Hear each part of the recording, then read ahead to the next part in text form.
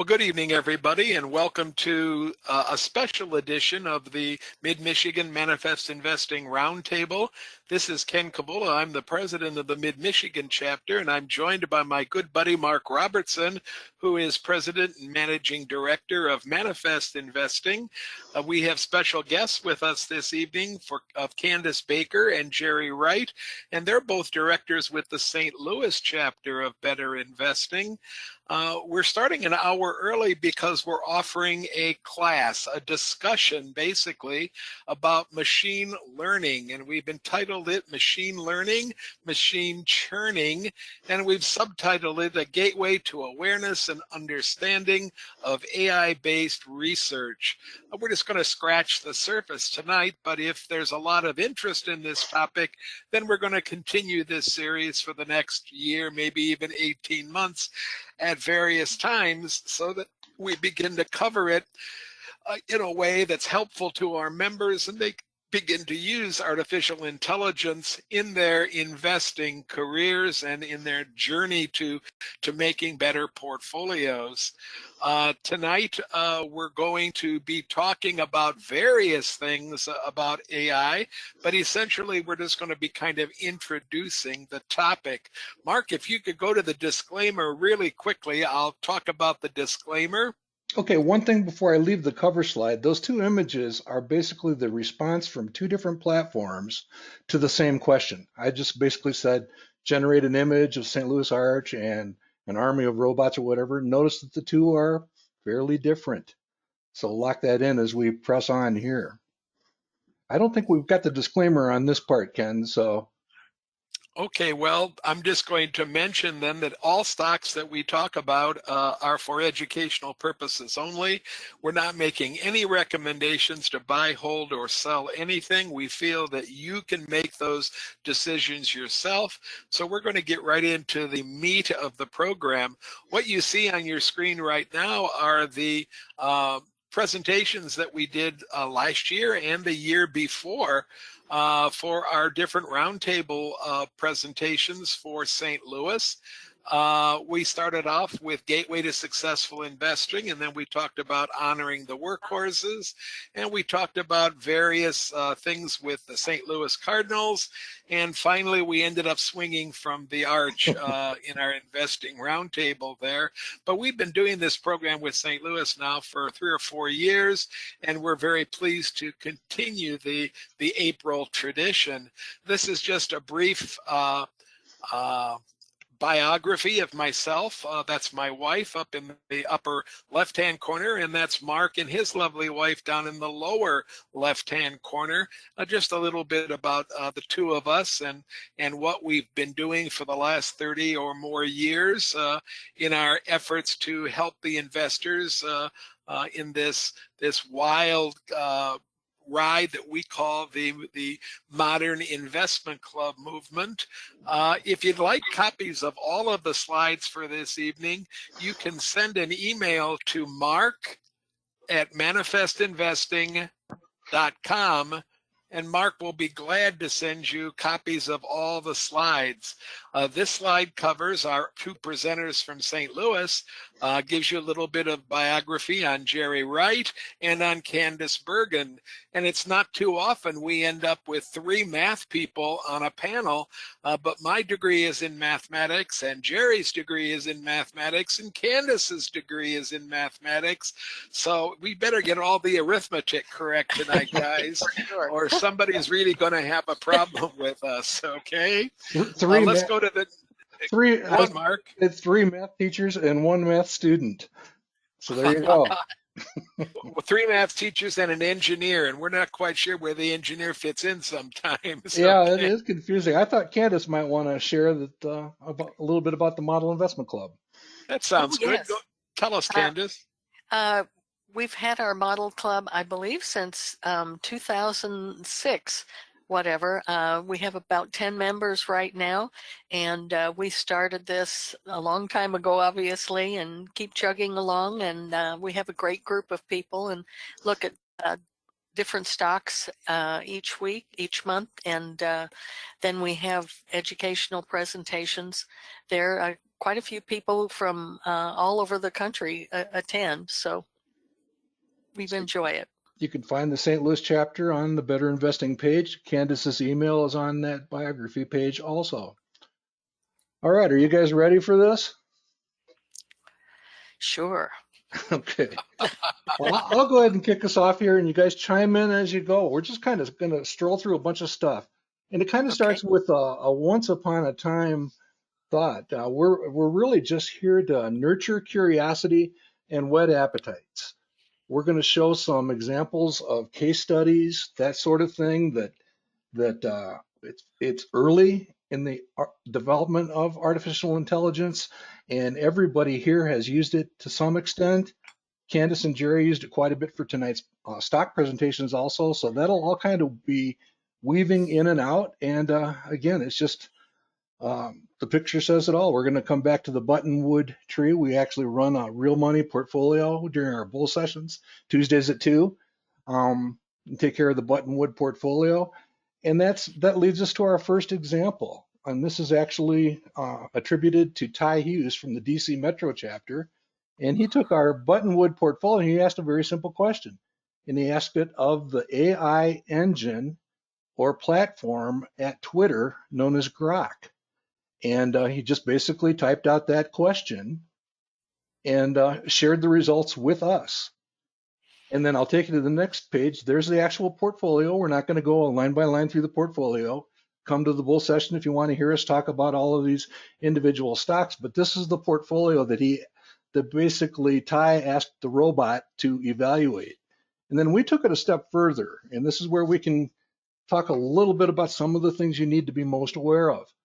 Ty's results are on the left, and then we asked 2 other search engines. The first one is Perplexity, and then the other one is ChatGPT. Okay, so Perplexity is just another artificial intelligence platform that is out there. And for those of you that are very new to this, you can take any one of those titles up at the top, use Google, search it, and you can actually access a free version. Now, most of them have like a free version, which is pretty robust, and then some have a premium on top of that, which is more robust. So, Ken, what was our diagnosis of what we see here? Well, we're coming to the conclusion that this is not one of the strengths of the artificial intelligence at this particular moment. We were struck by the differences in the lists and how much different there was even with individual companies on where they were ranked. I mean, check out Lululemon. It goes from 6th on the Grok list to in the middle of the Perplexity list, and then up to 4th on the ChatGPT list. They put Luminar at the bottom of one list and Axcelis Tech at the bottom of another, and there's a little bit of agreement with Luminar sitting at the bottom of 2 out of 3 of them. But I'll tell you, I was just a little bit amazed. And my first question was, what are the criteria that were being used to do the sorting in the first place? And you know, you can actually ask that question of the search engines, and they will tell you what the criteria was that they used. The other thing that we found absolutely baffling was the fact that the Google-owned device, ChatGPT, identified Google as the best company. And to be fair, so did Grok, Mark. Okay. But any thoughts on this, Candace or Jerry? I mean, this just shows a little bit of variability. I just think you have to identify whenever you ask questions very specifically what you want or what kind of information that you want them to pull from. Yeah, and the one thing I was just going to point out just real quickly, because this is a major point. If you ask it an opinion, you can get a very wide-ranging answer. If you try to dive in and get facts or analysis done by someone specific, you're much better off with the answers you get. I think we've seen that in a number of cases. Yeah, it's an art to create a prompt for these engines, and And the prompts can be quite wordy, but Mark's right. The more specific you get with those prompts, the better they end up being. These engines, no matter how robust they are not magic, however, and they cannot read your mind. They're very, very literal. And that means if you ask the question in a slightly different way to the same search engine, you might get a completely different response. And in fact, if you ask the same prompt to the same search engine 2 different times, you might get answers that vary even a little bit. We think it's as important right now to begin to discover what these engines are good at, but also what these engines aren't so good at the moment. We think that's very important. So that's the kind of thing we're looking for right now. I have a hand in the air, Mark, and I'm looking right now to figure out who this is, and it's from Marty Eckerly. And Marty, if you want to unmute yourself, we'll be glad to listen to your comment. Go ahead, Marty. I'm sorry, that was an accident. Okay, thank you, Marty. Greetings, Marty. All right. Greetings. Yes, right, Marty's from the OKI chapter, Ohio, Kentucky, Indiana chapter. All right, okay. so this is Kim. There's a few quick questions that it would be good to ask the question into each one and see if you get the same response. You ask the same question and get a response. Is that what you did in this situation? That's exactly what we did, and we would recommend that, especially as you're exploring and learning. And when exactly did you ask these questions? Did you do it on the same day, same time, like one after another? Yes. And is ChatGPT owned by OpenAI or is it owned by Alphabet? I'm getting a little bit of reflection on the audio, but yeah, it's Google. Okay, thank you. Okay, this is the other Candace. This is not Candace Baker, but both Candaces know each other. Candace, I think she summed it up pretty well. I used to co-teach with her back in the Chicago chapter back in the mid-1990s, and this was one of her favorite expressions. A reminder about you can get yourself into trouble if you don't tread carefully. All right. I'll tell you, Mark, so much of what's going on right now reminds me of the mid to late 70s when computers were first being dropped into workplaces. And you were trying to make computers do things that previously had been done very tediously by a lot of different people. And you had supervisors that kind of thought that all you had to do was wave a magic wand and it happened. Right. I can tell you that during those times there were no magic wands, and nobody has invented one up to this point as well. So there still takes a little bit of work to learn the ins and outs of what these different tools can do. Okay, so here's just a quick reminder. It's from Asimov's iRobot. It's been a little bit paraphrased, but what it comes down to is just what you see on the left there. And what we hope to do here is just show you some examples of things to think about.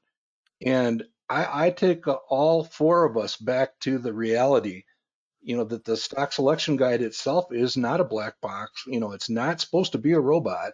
And I think a lot of the way we think about how that is a tool, it's a guide to judgment, applies just as much to the resources / tools that represent artificial intelligence. So I'll give you my one fun fact. I mean, Renaissance Technologies is a world famous hedge fund run by Jim Simons, another mathematician, by the way, really, really good mathematician.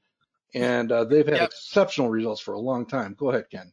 Mark, we have a really with it audience tonight, and they're correcting one of the things that we just said. ChatGPT is not owned by Alphabet.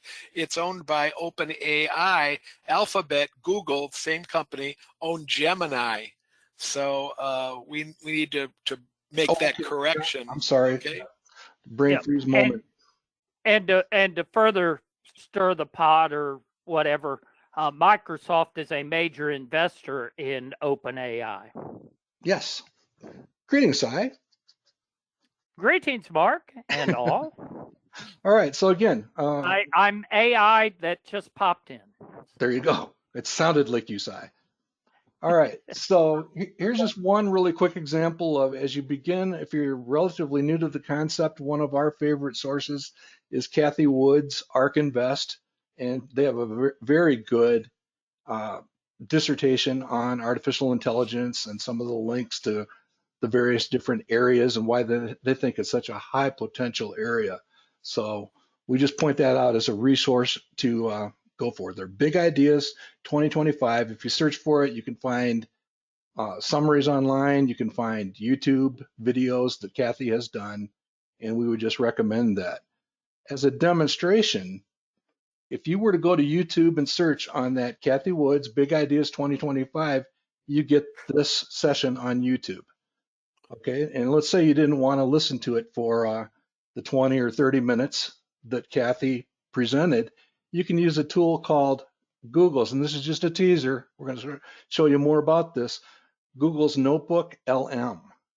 It's another one of these engines or robots, whatever you want to call it, and it will actually summarize the entire 20 or 30-minute discussion down into a few paragraphs. And it's something that many of us have been using to basically boil down stuff, including company reports and that sort of thing, into something that you can use pretty rapidly and save some time. Any thoughts on this from the panel? Yeah, I'd like to put a hint out there for anybody that's running their investment club meetings online. You know that you can record those meetings, and if you send a copy of a recording of that meeting to Notebook LM, you can ask it to summarize the meeting, and then what you end up with is a document that essentially gives you the minutes, which you can then edit yourself for the final copy of the minutes, or if you choose, you can even accept the document as is for your final copy of the minutes. But it's a great way. Record the meeting, send it to Notebook LM, and have them do all the grunt work in the beginning rather than worrying about it as the secretary does at the present time. I have a question. Is that in the free version, or do you have to subscribe to that? That's in the free version as far as I have used it. I don't know if there's any, levels or a premium level, but you literally take this YouTube address, just the link to the YouTube session, and you drag it or copy it into the Notebook LM and just hit go. It takes about a minute to generate what you see here on anything from 20 minutes to a 2-hour presentation. It's just amazing. Candace, I'll be able to answer some of the questions about this because we're actually experimenting with using Notebook LM in the Mid-Michigan Model Club and in 2 other clubs that I'm involved with. So we'll be able to tell you in a couple months how useful it really is. But it appears to have a great deal of promise to it, and it appears to be able to take some of the tediousness out of the secretary's job immediately. We'll have to look into trying that too. As one example of another, and this is just a sidebar moment, Bakul Lala took like 12 years of Nancy Isaac's columns for Better Investing and took the PDFs, drug them into Notebook LM, and generated a summary document of all of her sessions. It's just phenomenal. So Mark, we have a comment from Cheryl out in the audience that says Google Teams will also generate a summary of a presentation. So if you have Google Teams, you might try that as a tool to summarize a meeting. All you need is a recording. You don't need anything else. And if you're using GoToMeeting, you can get a recording without too much trouble of your meeting. Absolutely. So here's just a look at some of the different chatbots, they call them. And you can see that ChatGPT, again, OpenAI is the company behind that in partnership with Microsoft. But Microsoft also has Copilot. You can see the various devices. I've heard good things about Claude, and I have not used it yet, but I will be soon. And right now, my favorite, I think of it as Google on steroids, Perplexity. If you search and use Perplexity as a free version, experiment with it and have some fun. How about all of you? What have been your favorite experiences so far? I really enjoy Perplexity as well. That and Grok, I mean, I've had good results, but Perplexity's been excellent. One of the things I like about Perplexity is after you ask a question and get the response, they will give you approximately 4 or 5 additional possible prompts that you might try. I'm getting the same kind of things happening when I use Copilot, and I'm going to show when I make my presentation at the roundtable how I use Copilot when I'm looking at an investor presentation, and I'm choosing Copilot only because I have a button for it right on my computer when I use my browser, which is a Microsoft browser. So I've been using Copilot quite a bit just because it happens to be available right immediately for me. So what you see on the right is what Jerry just talked about at Perplexity. Those are subscripts that actually take you to the reference document. You can always drill deeper. So it's a pretty powerful tool. All right. All right, Ken, would you like to talk about some of the sessions you've done with Susie to make sure that people know that these are available? This is entirely Susie Artsberger beginning a Ticker Talk ongoing presentation about AI, and this list is through November, but we just did another one just about a month and a half ago or so. So they're all available at the Learning Library on the Better Investing website, and she has taken us right from the most basic vocabulary, and this last one she began to talk about specific search engines, specific chat bots as she calls them, and they've been extremely interesting and very well attended, and I think that the goal is the same as the goal of this series that we're doing, and that's to try to find fast, easy ways that we can use these tools to improve what we're doing in investing, to help us do better stock selection guides, to help us make better judgments, and to help us understand better how companies make money. Absolutely. All right, so here's just a quick reminder. The summary up at the top, I just asked Grok to explain what an artificial intelligence is, and you see all the stuff there and all the buzzwords, obviously. But I think the last sentence is also pretty informative too, because it apparently thinks it itself is the best tool. So I would call that an opinion. So, pretty strong opinion. But again, we want to make sure everybody is aware that AI systems will make mistakes. It will actually lie or embellish, and it will do literally hallucinations. So it literally, sometimes some of the tools will, if it don't know an answer, they will make one up. And it's really something else to witness when that happens. All right. So be aware that that's out there, and again, it's a guide to judgment, not the end of all judgment. So here's just a quick 1-minute spiel on where can you actually turn to invest, because I know a lot of you are interested in that sort of thing. So I went to Perplexity and I said, is there a First Trust? That's a money management firm out of Chicago that we track, focused on artificial intelligence. And it answers the question, comes back and tells me, yeah, you can go and check this one out right here. That's cool. So you could invest in a whole bunch of different AI related development companies at once. And there's 3 opportunities to do that. Here is the actual fund at First Trust. And it's kind of a who's who from top to bottom. You'll find some companies on there you probably have never heard of that might merit, a quick SSG or a thumbnail using your online tools. So this is just offered as a launch pad to possibly discovering some of these type of companies, or perhaps investing in all of them if that's the sort of investing that you would like to do at this time. Any thoughts, Ken? No, but these are great ways to get broad exposure to an industry. They're probably not going to perform the way that maybe people would expect them to perform with some of the big flyers in, because they're kind of balanced with other companies. But at the same time, if you're looking for a high-tech fund, this is one to maybe take a deep look at. It certainly covers a pretty wide range of companies. I mean, from Meta all the way through companies I've never heard of before. So I really think that you could be asking this question a number of times and not only limit it to first trust funds, but look at Fidelity funds, look at Vanguard funds, look at different funds and come up with a list of 5 or 6, and then maybe ask the chat bot to help you evaluate them using certain criteria that you set yourself.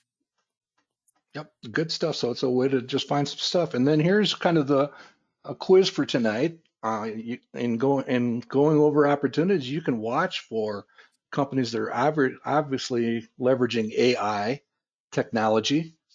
And this is one that Jerry would like to point out here tonight. Because, you just read the overall summary, and this is a company that's very strong, very established into any guesses on the company?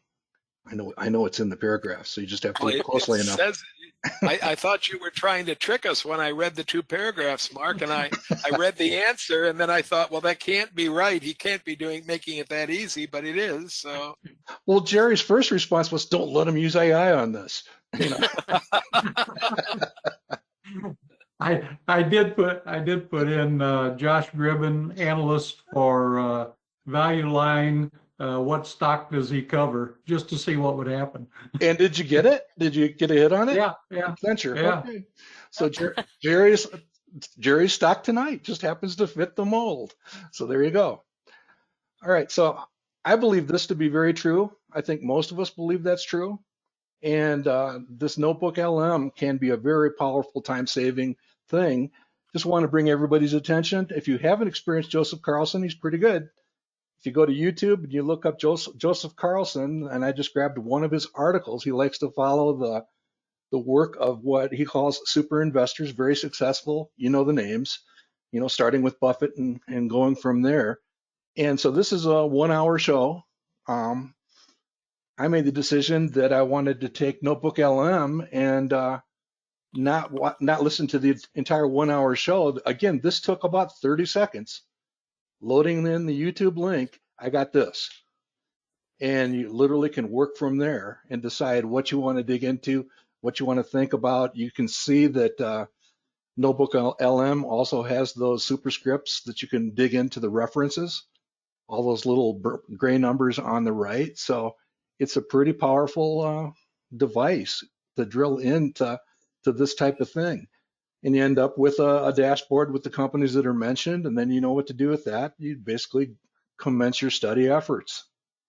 So again, this is a resource that can really optimize your time and get you working very quickly on the meat of the subject. All right, so this one was actually brought to us by Candace and Bakul, or not Candace, Kim Butcher and Bakul. That, by the way, is an AI generated image. I don't remember which one I used, but it was one of them. And the topic that Bakul and Kim had brought to us was activist investing.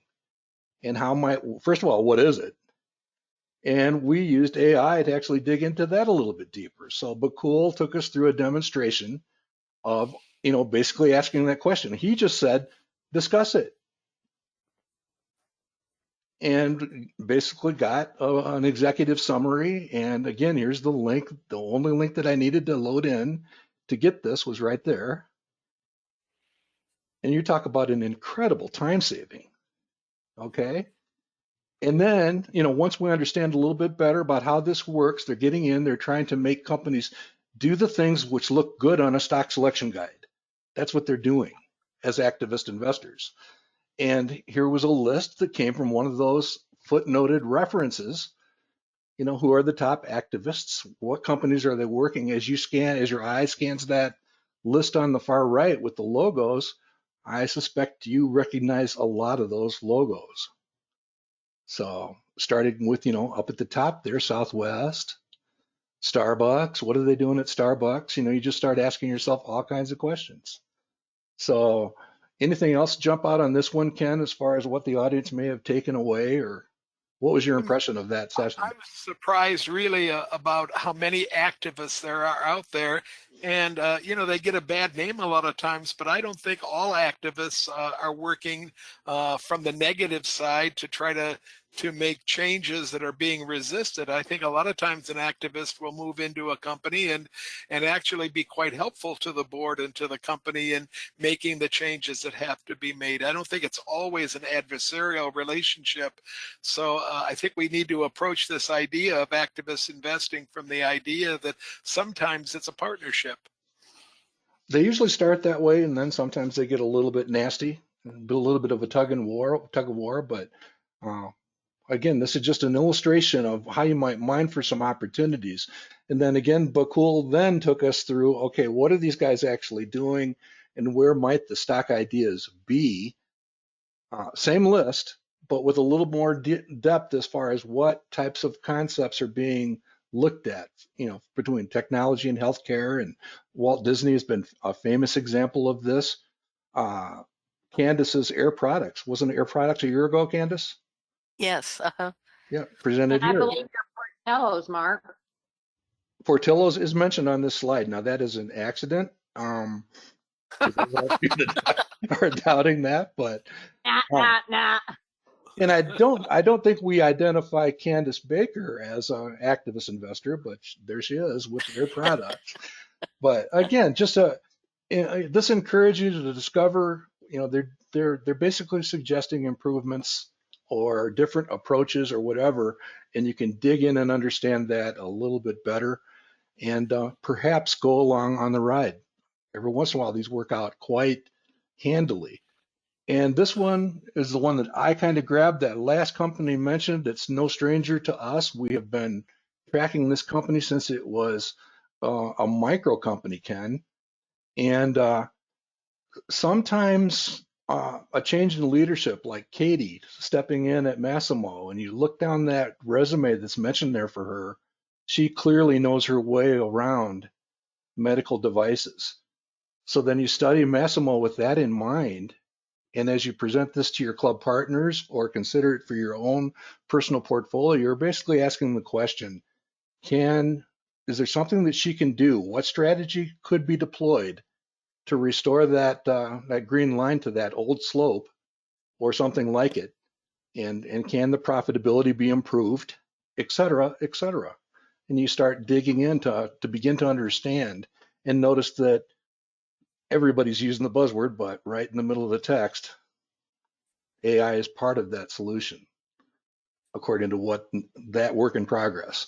Any thoughts on this, Ken or Candace or Jerry? Well, Massimo was a long time holding in my personal portfolio that my wife and I abandoned. I don't know, maybe 5, 6, 7 years ago. But you can see by the price chart there and the cash flow line, the value line, that it had some very consistent growth from around 2012 through 2020. Some nice growth in price and in cash flow. But things started to fall apart as you moved into the pandemic and never really did recover. So I can understand why there was some people outside of the company that said they could probably do better than was being done. I don't look at Massimo very much anymore, but maybe occasionally I'll take a second look at it and see if it's worth my time again.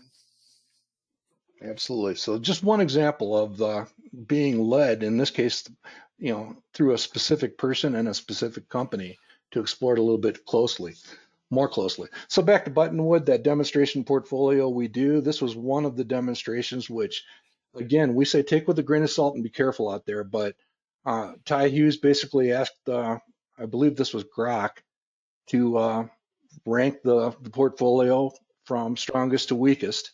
And then that's a dashboard excerpt next to it. And the sell recommendations came up, Paycom, and we'd already put Gentex on a conditional sale consideration. But again, it did a quick review of the portfolio. It's not 100% one-to-one, but it certainly could stir some thinking. And obviously, there's a lot of exploring and optimizing to be done, but it's intriguing. And as we move to the next slide, Mark, I want people to remember that this particular chatbot has recommended that we look at selling Paycom and Gentex. as we move, you want to watch that as we look at some of the other chatbots. And one last comment about this particular platform. Ty has done a lot of work in this area, and he considers Grok to probably have, at least today or yesterday, the most reliable historical data. That's a question mark area for all of these robots and AI platforms, and I've checked him on this. It does seem that it's pretty robust, pretty accurate. All right, so here is the continuation of that. I believe he's asking this though, or we did this right, Ken, with ChatGPT, I think. It's a different engine. I'm not sure which engine it is, Mark, but I'm moving down to the recommendations. And if you remember, Gentex was on that list prior, and this particular chatbot is suggesting that we consider selling Western Alliance, Green Brick Partners, and Gentex again. When you see the name twice in two different chatbots, that kind of makes you perk up and ask yourself what's going on here with that company. I still don't have enough, what's a good word, Mark? I still don't have enough understanding, I guess, yeah. I can't rely on these conclusions quite yet until I begin to understand how they're making these decisions.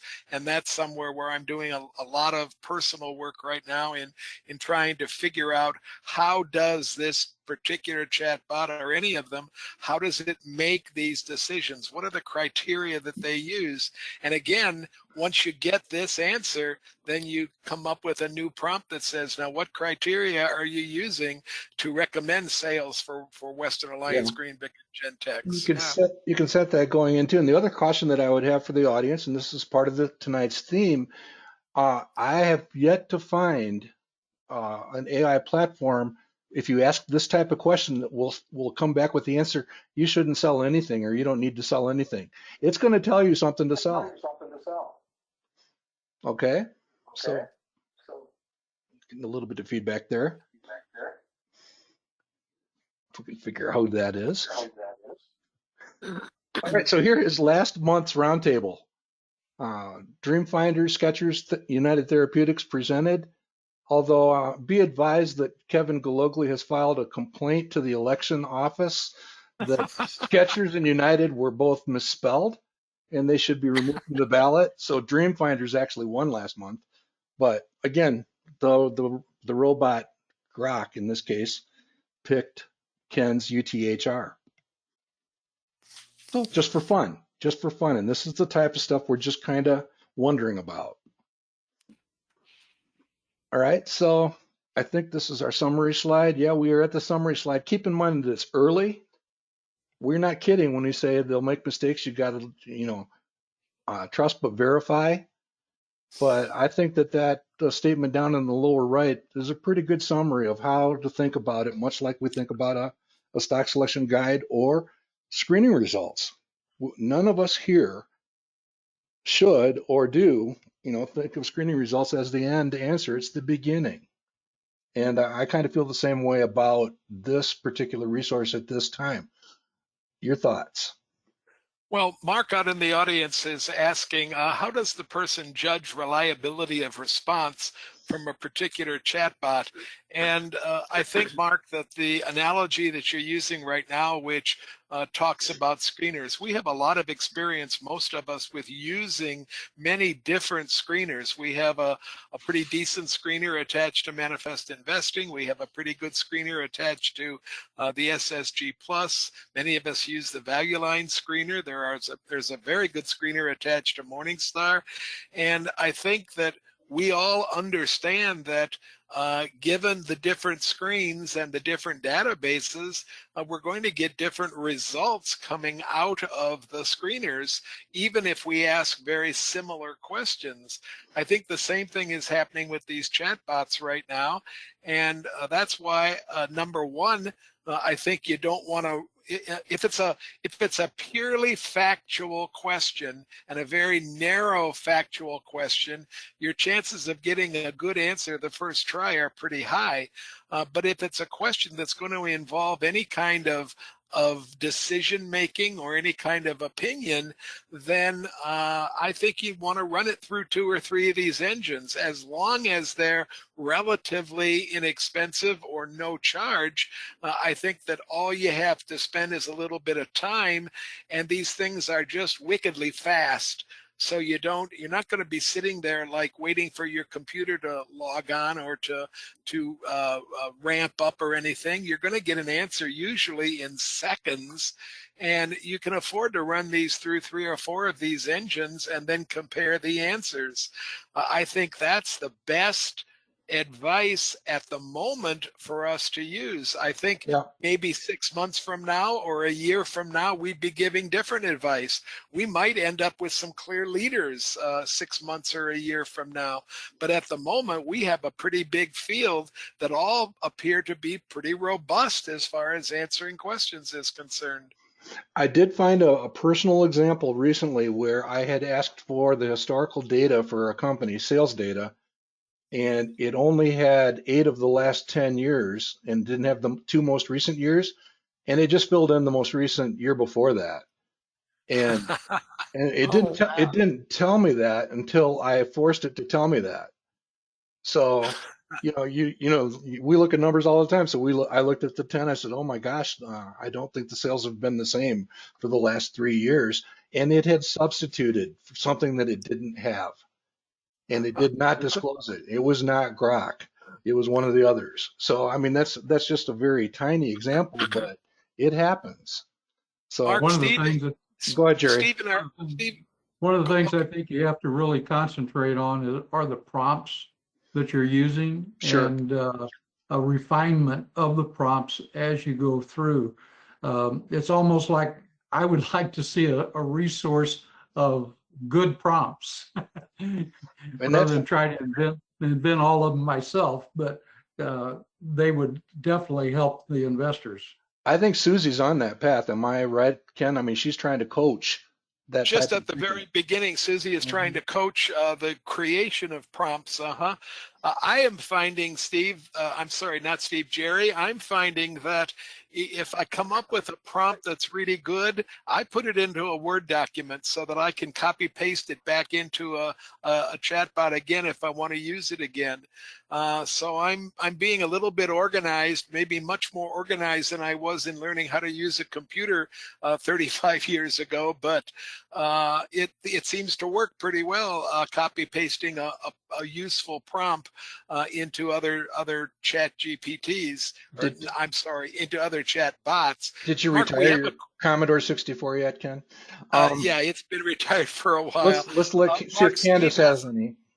Well, Steve has a question first out in the audience. Okay, he wants to know, is Grok free? And if so, how do you get to it and sign up for it? Grok is embedded in Twitter. It's one of the options, the button options on the sidebar. And it's free. And it's free as far as I know. I was going to say, I'm not on Twitter, but I just Googled Grok, XAI, and it came up with a link, and I went right to it. So you can do it outside of Twitter then. Correct. I'm not a Twitter a member either, Mark, but I can use Grok without having my name associated with a Twitter account. I'm going to try that. I have not done that yet.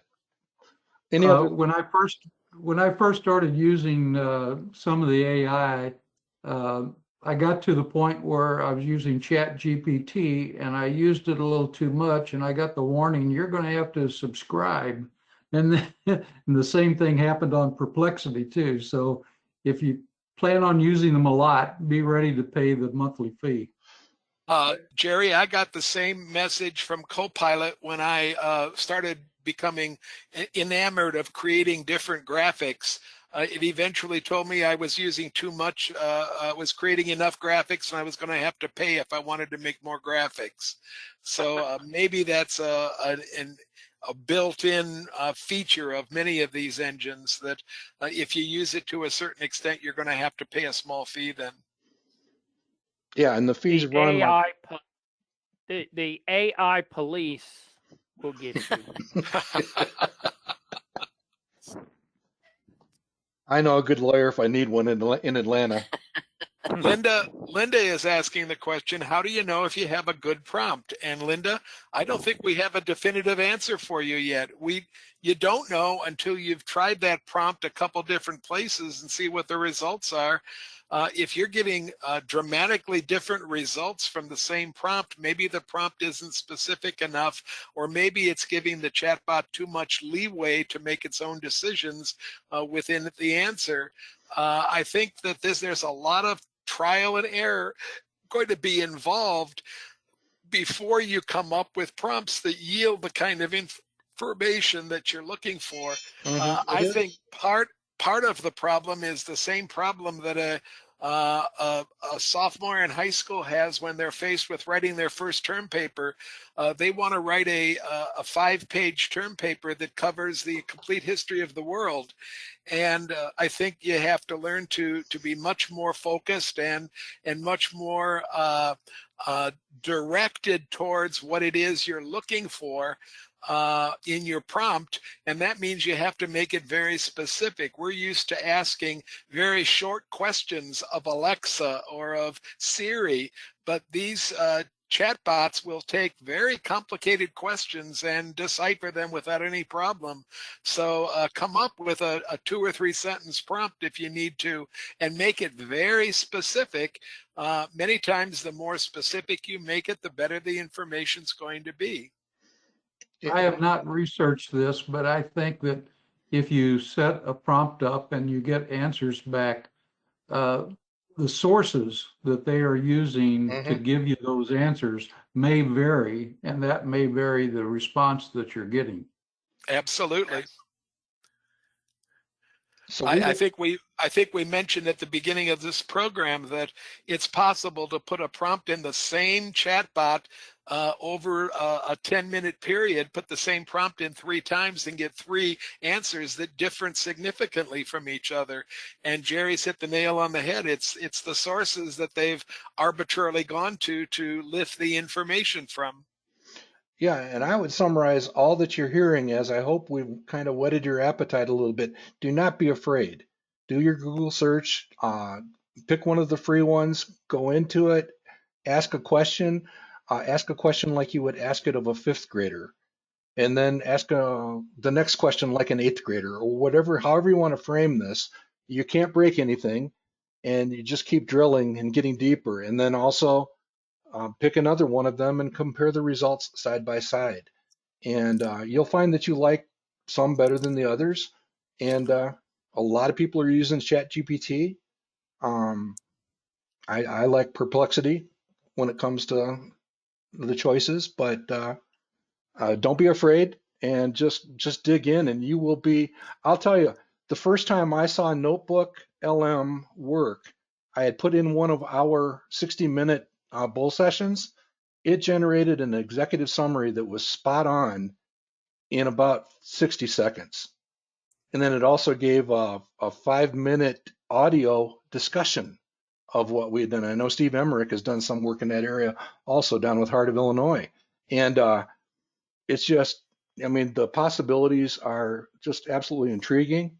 And it comes back to that saving of time and access to important information quickly. So it's cool. It's cool. Don't be afraid. We have a couple of comments here. Okay. Ty Hughes out in the audience is asking us to mention how helpful what Mark just talked about would be to summarize 10 Qs that are going into the SEC, or to summarize earnings calls that a company makes, and to get an executive summary in 60 seconds so that you don't have to sit through a 90-minute earnings call to get the high points of what's going on. We also have a comment from Rich out in the audience, and Rich is saying, are we concerned about personal info being collected by this chatbot, whatever it happens to be? Or are the issues about using personal information no different than with any other search engine you might use? Anybody have a reaction to that comment or query? I mean, I can tackle it first and people can pile on. I don't have any tremendous concern. I would highlight the notion that if you're talking about an opinion, a lot of times that AI platform is using you to teach itself, about a field of opinions. So you be aware of that. And that's just part of the development. But Candace, you were going to say? Well, I was just going to say, yeah, I think anytime, you want an opinion, that's going to be a problem. You have to be really specific and just go for a regular question. Like you say, when it's an opinion, like on your portfolio, what should I buy or sell or something, I don't know that I would trust any of that. But for personal data, I haven't been concerned with that. I don't know. You only enter like your email address on these, and of course, I don't know if they're in your computer then when you sign into it, so that they're getting your personal information or not. I hadn't thought about that. I would suggest that as long as you keep your questions and your searches to socially acceptable topics, you probably aren't going to have any issues with what's going on. But just remember that everything you're talking to the chatbot about is probably being stored somewhere. So if you're asking them questions about socially unacceptable topics, that's probably part of your record then. All right. Ken, I'm showing 4:51. We can continue this discussion, but we do have 9 minutes until we start. And yes, let's announce to those folks that have begun to sign in for just the roundtable that you're listening to the tail end of our discussion that began at 7 o'clock on artificial intelligence. We will be starting the traditional roundtable program promptly at 8 o'clock. So just sit tight, sit back and relax. We have a really nice audience out there right now. We've moved up to about 150 members in the audience. So we will be adding more people now as we approach the 8 o'clock hour. But Mark, let's use the next 6 or 7 minutes to kind of wind up this particular discussion we've been having, okay? Absolutely. And by the way, that's not a current photo of St. Louis, but I think from what Candace said, it could be. Might have been this afternoon. PF out in the audience is asking, are we recording this session? And the answer is absolutely yes. It'll be on the Manifest Invest, hear that again, Manifest Invest YouTube channel, along with all 15 plus years of the materials that we've been doing for Mid-Michigan. That includes all of the roundtables and all of the weekly bull sessions. They're all there for people to use. We're actually getting people clicking on them and using them. So we're tickled as all get out. And this will be one more thing you can click out and listen to again if you so choose. And before we get too far afield, I want to thank Jerry Wright and Candace Baker for joining in this discussion and doing the experimentation and using and deploying AI for tonight's stock presentations. So thank both of you. My pleasure. Enjoyed it. Thank you. Thank you. What are the questions? Anita is asking, can they get copies of the slides? Let's repeat that again, okay? For copies of the slides for this presentation and for the roundtable, send an email to mark@manifestinvesting.com, and he'll send you copies of the slides, and then the presentations themselves will be posted on YouTube. If you were just to Google YouTube and look for Roundtable, you would find us. We're a channel by ourselves, and we'd love for you to subscribe to our channel, and then you can download any of our presentations from the last 15 plus years. Ty is making the point that you need to deal with personal information the same way you deal with somebody calling you on the phone. If somebody calls and asks for your social security number, do not give it to them, and do not give it to a chatbot either, even though it might be readily available in some different places for some of us. Try to guard your personal information when you're dealing with these AI agents. They don't need to know everything right from the horse's mouth. So that should be just something that you're aware of from the beginning. And for my friends from the Heart of Illinois chapter, Skechers is mentioned on this slide. There you go.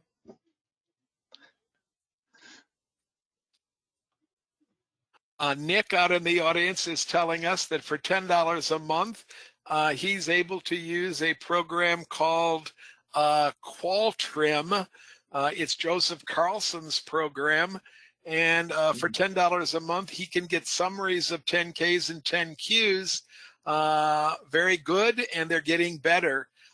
So if you want to spend a little bit of money, I know that our members are notoriously parsimonious, but if you want to spend a little bit of money, that's one way that you can get 10Qs and 10Ks directly from the filings. Yeah, Joseph I would like Carlson. to also make a comment that I have found capedge.com, and they have free transcripts and filings there. Nice. Thanks, Kim. Yeah, Joseph Carlson was featured by Ken Williams from the Maryland chapter at a bull session about a year ago, and he thinks and he eats the same way we eat breakfast, everything else. I mean, he's a closet modern investment club citizen. So it's kind of interesting to hear him give a dissertation on a company that may be of interest. So that is just for your information.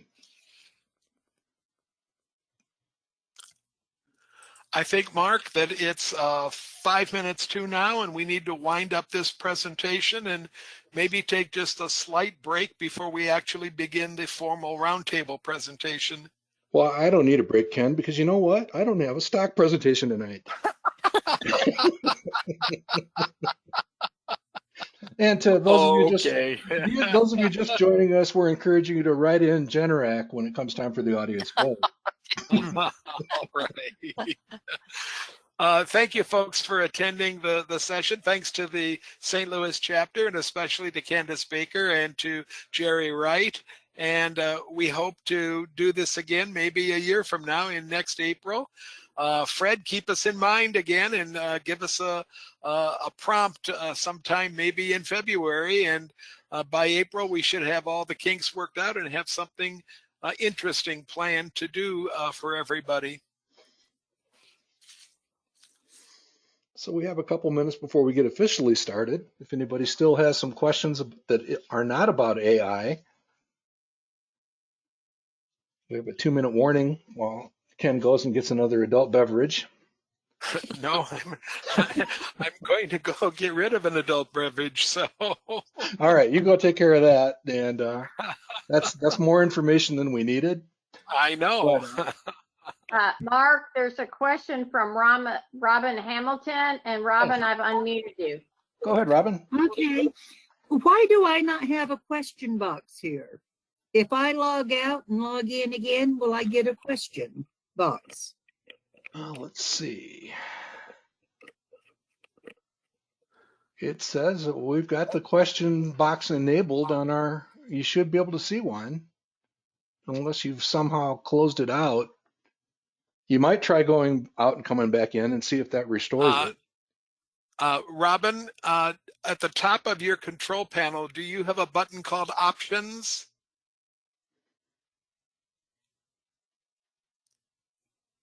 She probably ducked out. That might reset it. I've had that happen in other sessions, Ken, where. Yeah, well, she can control her own options, and it sounds like she's turned them off. Yeah. Yeah.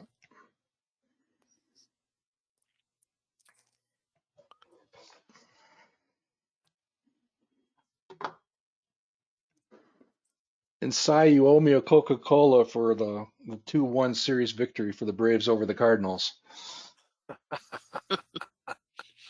Put it on my tab, Mark. I'm trying to think where I think y'all were kind of at the beginning of the Braves' latest run of winning 8 of the last 10. Cy, the So- proper answer was, Mark, I can't hear you. What are you saying? I can't hear you.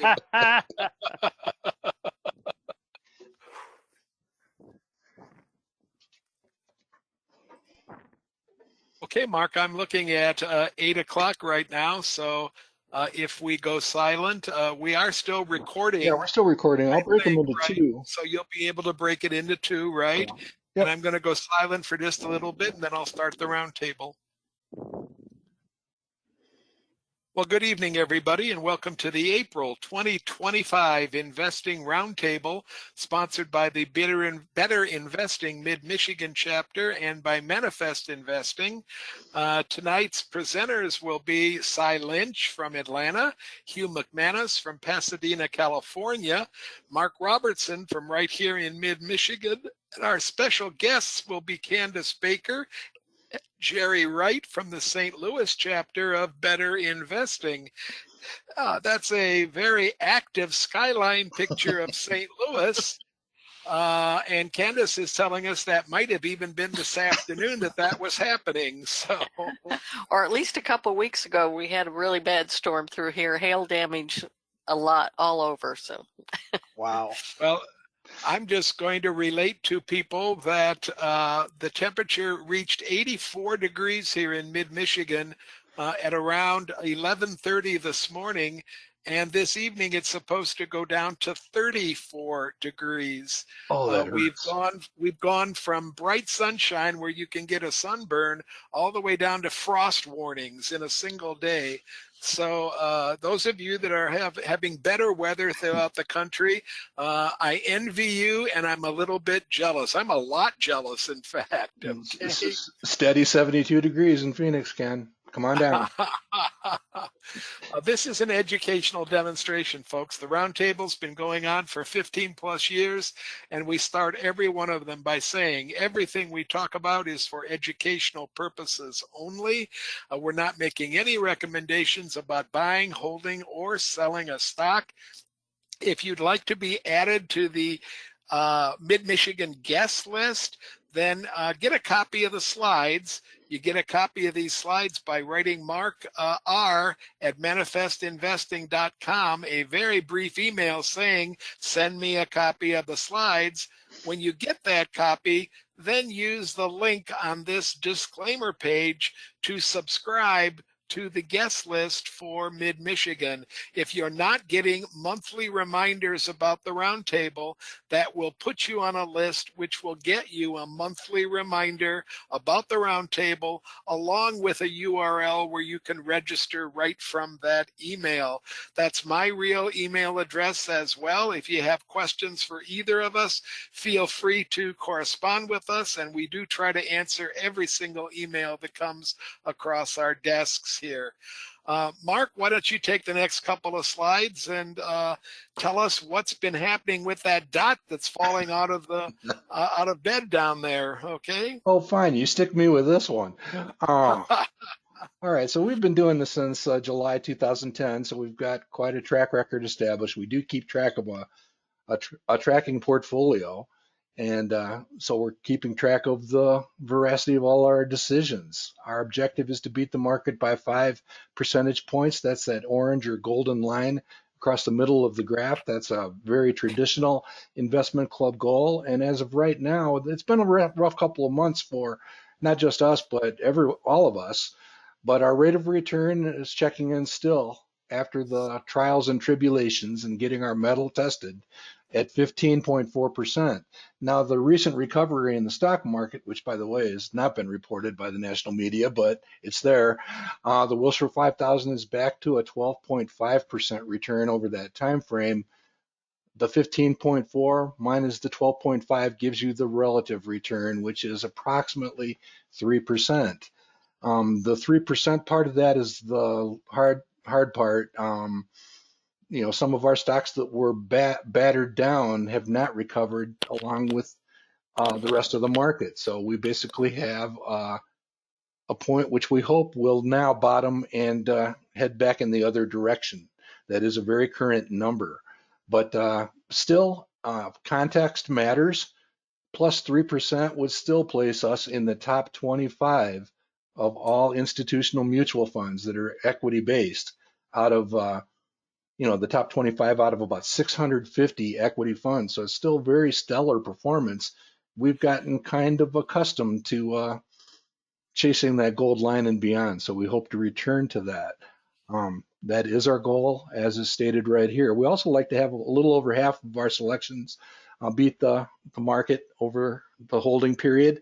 And our target is to get to 55%. That's based on some work by Joel Tillinghast of the Fidelity Low Priced Fund, Roger Federer of the tennis circuit, and the other Lynch, not Cy Lynch, the other Lynch, Peter Lynch, who points out that you only have to be right a little over half the time to achieve spectacular results. So we are back up to 48 here, which is good, but let's hope for better performance going forward.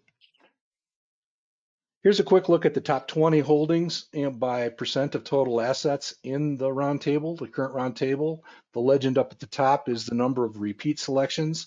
We place $1,000 of imaginary but very specially considered dollars, $1,000 into every nomination by a knight, a damsel, guest knight or guest damsel, and the audience. So in the case of Microsoft, Microsoft has been selected 5 times. You can see it here under the 5X. So $5,000 invested into Microsoft is now worth nearly $100,000. So that's how you read this chart. And some of those are some pretty fantastic single-time selections like Amazon and Costco. Others have been chosen a number of times. There's a number of companies on here in the information technology and consulting services field that anytime Cy Lynch sees them, he adds them to the round table. Indiscriminately sometimes, just because, Cognizant and Infosys and all those. You going to defend yourself, Cy, or am I doing okay? I'm at a loss for words how you can take brilliance and butcher it so awfully. Butchered brilliance. That could be a band name. That could work. All right, so you're basically seeing the top 20 holdings. There's another, what do we figure out, Ken? Another 85 active positions below that. You can access the entire portfolio.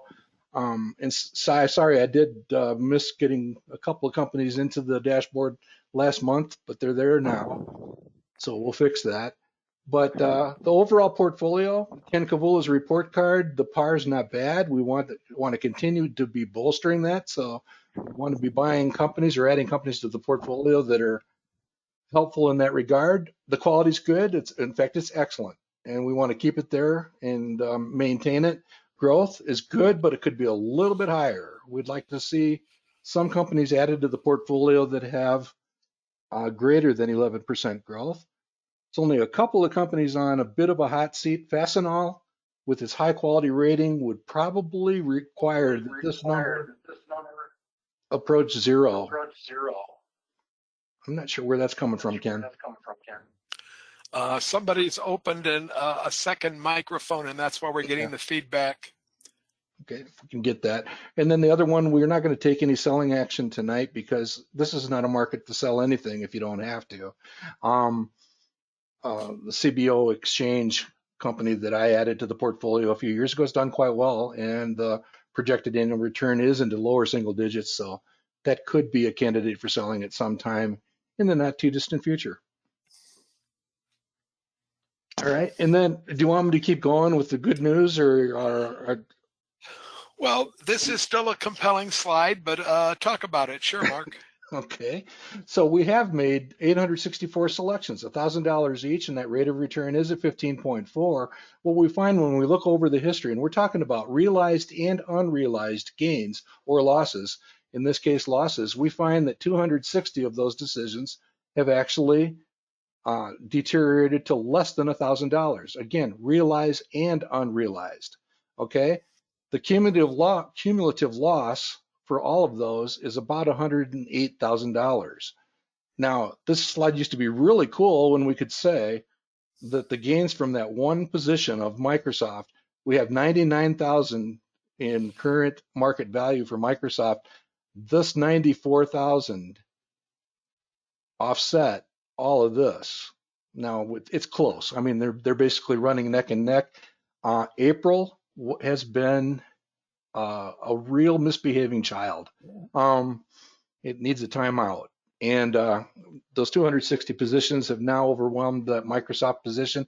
If Microsoft continues to strengthen and all of these guys start to strengthen, we're going to be fine. But this is the first time we've seen this comparison. In the past, the gains from Microsoft alone have offset all of those 260 positions. And every time I look at this slide, I have one thought, and it's what are we afraid of as investors? Well, and we might add a sentence to the bottom that says, Mark, that leaves about 595 positions that are to the black that don't need rebalancing because we've rebalanced it with one or two of our top gainers. Absolutely. So we're making superb money, and we need to remind people that while the goal of any investment club is to try to beat the market by 5 points, if you can beat the market by only a single point, then you're adding tens of thousands of dollars to your final nest egg as you move towards retirement. If you can beat it by 3 points, then it's just 3 times better than that 1% return. We'd love to get back to that +5, but I don't think we're going to not own that +3% and be quite proud of where it puts us in relationship to most stock funds that are run by professionals. Excuse me, Mr. Math teacher. You were making an excellent point, and I hate to jump in and correct you. If you improve a 1% beat the market to 3%, you will do way better than 3 times the 1% because of exponential compounding. Thank you, Cy. Thank you.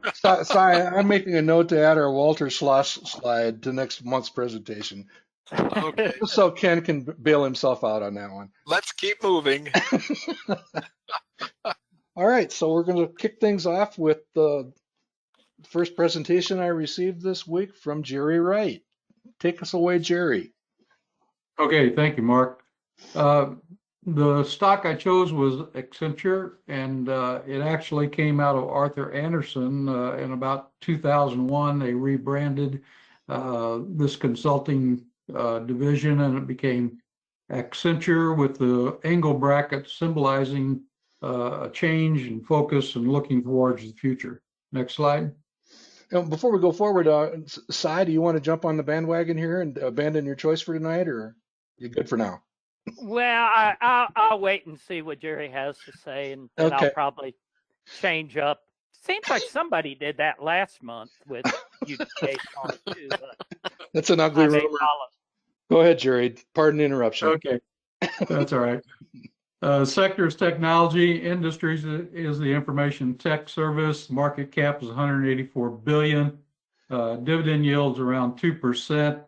Last week, the price was $294. The year target varies anywhere from 350s to 400.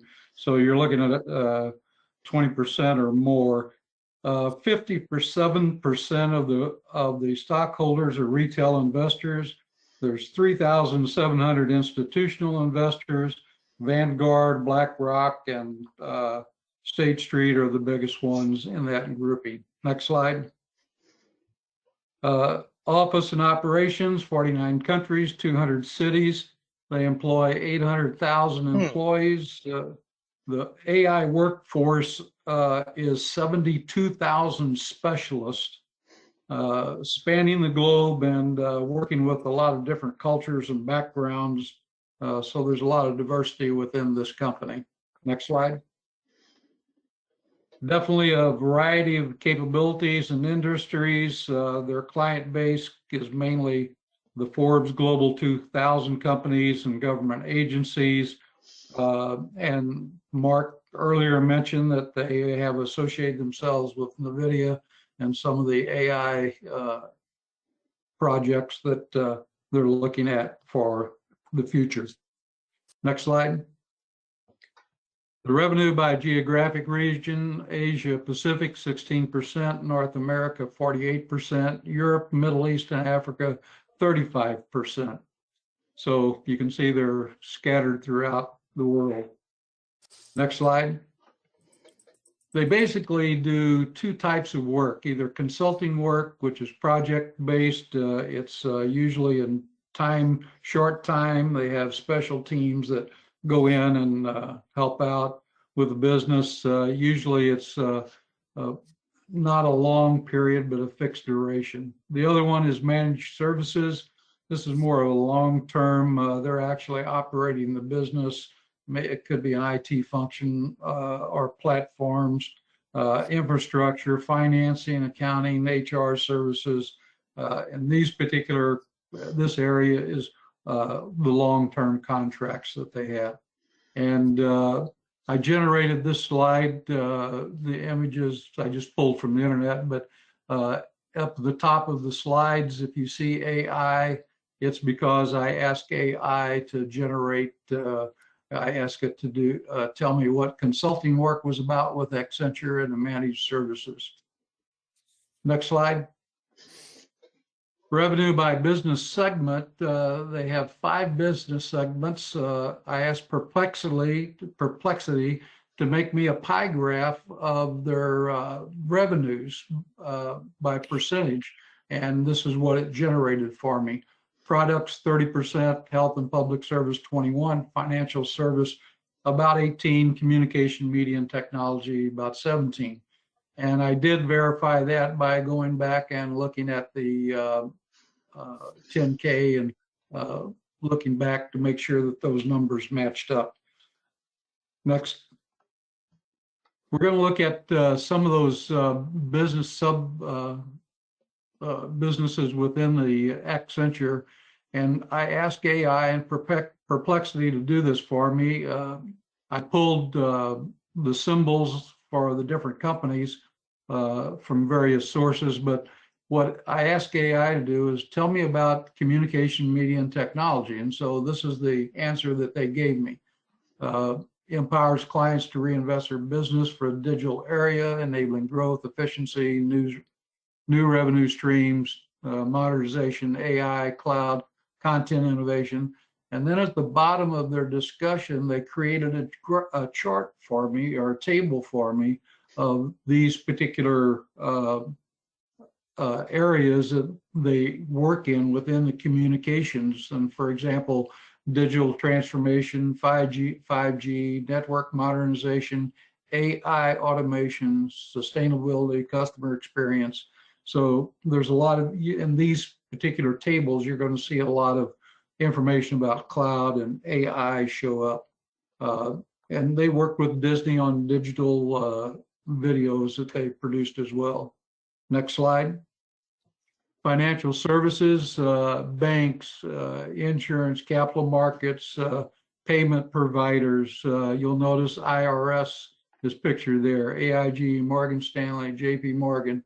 These are just some of the companies that they work with. For example, under payments, next gen payments, revenue growth, cost reduction, fintech integration.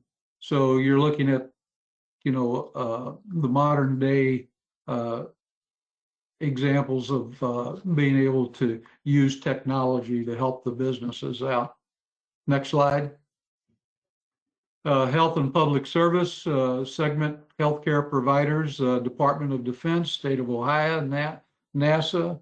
If you look under federal health, veterans, military health, fraud prevention, human-centered digital experiences. So once again, you're seeing AI being part of this particular group. Next. The products division is mainly digital, AI, cloud-based solutions, platforms, consulting services. If you look at the very bottom one, cybersecurity, threats, detections, compliance, data governance solutions, the managed services, outsourcing of IT, HR. You've heard that AI is going to take the place of HR in the future. although my son says that's bull because they're finding problems with it. But that's, I don't know how he knows that, but he's a lawyer, so it doesn't matter. Next slide. Resources, this is where they work with companies in energy, chemicals, utilities, natural resources. Under utilities, looking at optimizing supply chain processes, energy, streamlining operations. So when you think about the 5 different areas of this particular company, they are widespread, a lot of variety, helping out the big companies as well as a lot of other companies as well. Next slide. Latest quarter 2 and the 25 performance in the geographic markets. There's been an uptick in Americas and Europe, Mideast, and Asia or Africa. Asia did not perform as well. Industry groups, the leading industry groups were in the financial services at 11%, health and public service at 10%, products at 9%. Next slide. Some of the competitors that are working against them, Cognizant, IBM, Infosystem, WIPRO, which is from India. And there's several other companies that are private, McKinsey, Boston Consulting, Bain and Company, Deloitte. Those are all private companies that are in competition with them as well. Historical sales growth over the last 5 years have beat most of this competition. Earnings growth rate is not as great as what we would probably like at 9.5. The earnings stability is at 0.89, which is great. And the current PE is 23, which is a little bit higher than the industry average. And I apologize, I forgot to put the industry average on there, but the industry average is 20.9. And the 5-year growth rate for the industry was 5.4. So not dominating like some of the companies. Next slide. Pros and cons. They're a leading global professional service company, wide range of services. Financial performance, we'll look at that in a minute on the SSG. Their shareholder-friendly capital allocation, 1/3 of their profits go to shareholders and dividends, 1/3 go to repurchases, and 1/3 goes to acquisitions to drive some of the growth. They have a positive outlook. Value Line has said that they think that they're just going to stay with the market this year, but in 3 to 5 years, they see potential good occurring. And of course, they're investing in emerging technologies out there. Next slide. Cons of owning Accenture, exposure to government contracts. 8% of the global revenue comes from government contracts.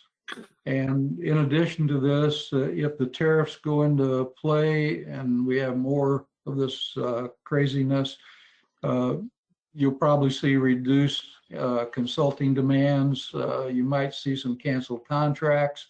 You might see a slowdown in bookings. So that's a concern. Mentioned the competitive landscape already. They're sensitive to economic cycles, and if recession would hit, then that's going to be a problem for slowing down and having discretionary spending by companies. One other thing I might add here, I've recently read some articles about what's called AI agents, which are basically reducing the amount of time necessary and taking the place of people in their jobs. But HR is one particular area and logistics is another area that could eat into some of their profits. Next slide. This is a value line from January 31st. The next value line is May the 2nd, which Mark and I both got a hold of. Timeliness has gone from 2 to 3. The price has gone down for target price from $398 to $377. The projections for annual returns have gone up 15 and 10. If you look down at the bottom, the financial strength is A++. Price stability has dropped from 90 to 85. Price growth persistence 100. Earnings predictability 100. Manifest quality of 94. Par of 13. Morningstar, it has a wide moat. Financial rating of an A. They graded as performance in tune with the market this year. CFRA has an A+ quality rank on the company. Next slide. Here's a graph on a SSG. You can see I looked at Value Line, Manifest, Zacks, Better Investing Sentiment, Morningstar, Yahoo, and I projected growth to be at 6% and earnings per share to be at 9%, which is pretty consistent with the trend lines that you see. So it's not one of those companies that you're going to see that is a high flyer. Today, the closing price was $298. So within a week, it's on up about 10 bucks. Next slide. Debt to capital, you'll notice in 2020, all of a sudden there was a jump. That was accounting change with leases and COVID-19 that came into play, but still it's only at last year at 12.7%. So that's great. We always like to see something below 33. Interest coverage is at 80.4. Anything above 7 would be excellent. And so they're way above on the ability to pay off any of the debt that they have. Next slide. I looked at the PE, current PE with this particular point in time was 23.5. The average PE was 28.3. If you look at the graph, you'll see that it's been fairly stable the last 4 or 5 years, uptick a little bit. I chose 32 as an estimate and 24 as a low estimate. If I would have chosen 80% of the current price, the low estimate PE would have had to been 19, which I thought was a little low. Next slide. So the bottom line was I had this particular stock as a buy. Manifest gave it a par of 13.1. My SSG, I had 14 to 17%.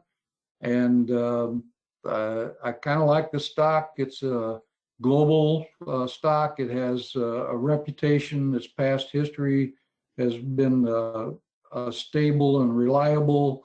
It is a stock that allows me to sleep at night. And once again, this is a stock that's committed to AI and the future.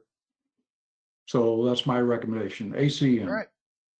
Well, thank you very much, Jerry. And while Cy Lynch is toweling himself off, we'll turn to Candace Baker and Comfort Systems.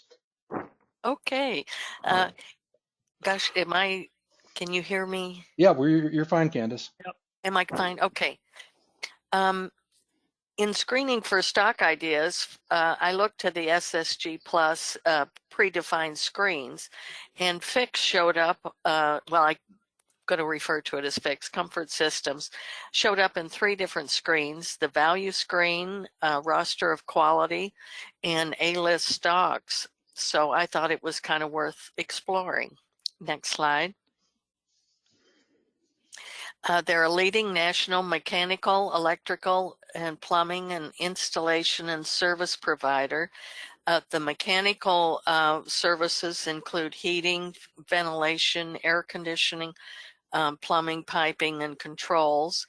And then the electrical contracting includes installations and servicing of electrical systems.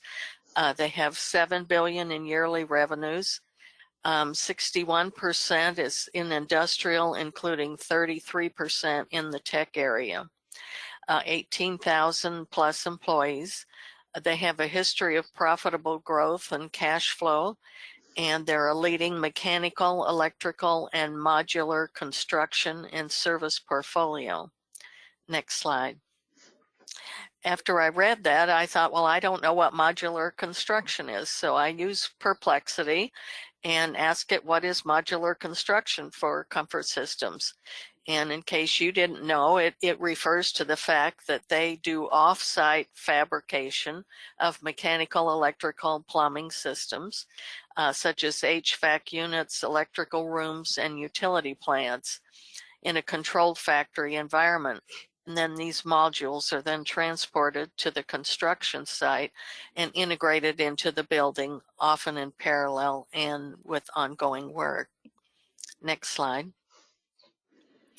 So it's in the industrial sector, industry, engineering, and construction. They are composed of 45 operating companies. They obviously grow by acquisition, and they try to attract some high quality companies to their network. They are a leader in a relatively fragmented repair and maintenance industry. They also do grow by expanding their services to existing customers. Next slide. This is kind of a map from their website showing their national footprint, and you can see they have a lot of room to expand. The total addressable market in the U.S. has been estimated to be about $550 billion in annual revenues. And so they've only scratched the surface because they have about 2% market share, leaving room for growth. Next slide. Here is a breakdown by revenues. You can see by mechanical is 79%, electrical about 21% of revenues. As far as profits, mechanical area is 75% and the electrical a little more profitable at 25%. Next slide. This shows the revenue breakdown, and you can see about 40% new construction, 27% existing. The modular part is 17%. Service projects and service and maintenance make up the rest. As far as market sector, you can see that industrial is the largest component. That's about 70%, and 33% of that being technology. And just to show about the growth for this particular company, it was only 2 years ago that that technology segment only represented about 13% of its revenues. So they have grown that quite a bit. And they started building data centers in 2005. Wow. Next slide. I was wondering about the contracts that they had, and so I used Perplexity and had a simple question: what are the typical durations of comfort system contracts? And it came up with a little chart for me at the end, and you can see specific projects are going to be limited to whatever the project is. The public service area, 2 to 3 years, maybe up to 5. And service and maintenance agreements up to 5, and maybe renewed after that. So it kind of gives you some idea that the contracts run 3 to 5 years probably. Next slide. It's an asset-light business. They don't really have large inventory or any manufacturing facilities. So this really translates into high return on invested capital, which was 33% in 2024. Next slide. They're looking forward to working in their strong markets of technology with data centers and chip manufacturing, life science, pharmaceuticals, food processing, manufacturing, healthcare, EV batteries. So anything with the technology, onshoring, and modular in the service area. Next slide. I wondered when it said electrical if it was involved with the electrical grid, and Perplexity answered and said that they maintain and upgrade electrical systems inside buildings and facilities, but they're not involved with the electrical grid or the utility-owned transmission and distribution lines. Next slide. So I'm going to take a look at the SSG. You can see the little dots on the graph are the analyst consensus estimates. You can see that it looks like growth is slowing a little bit, but we still have up, straight, and parallel.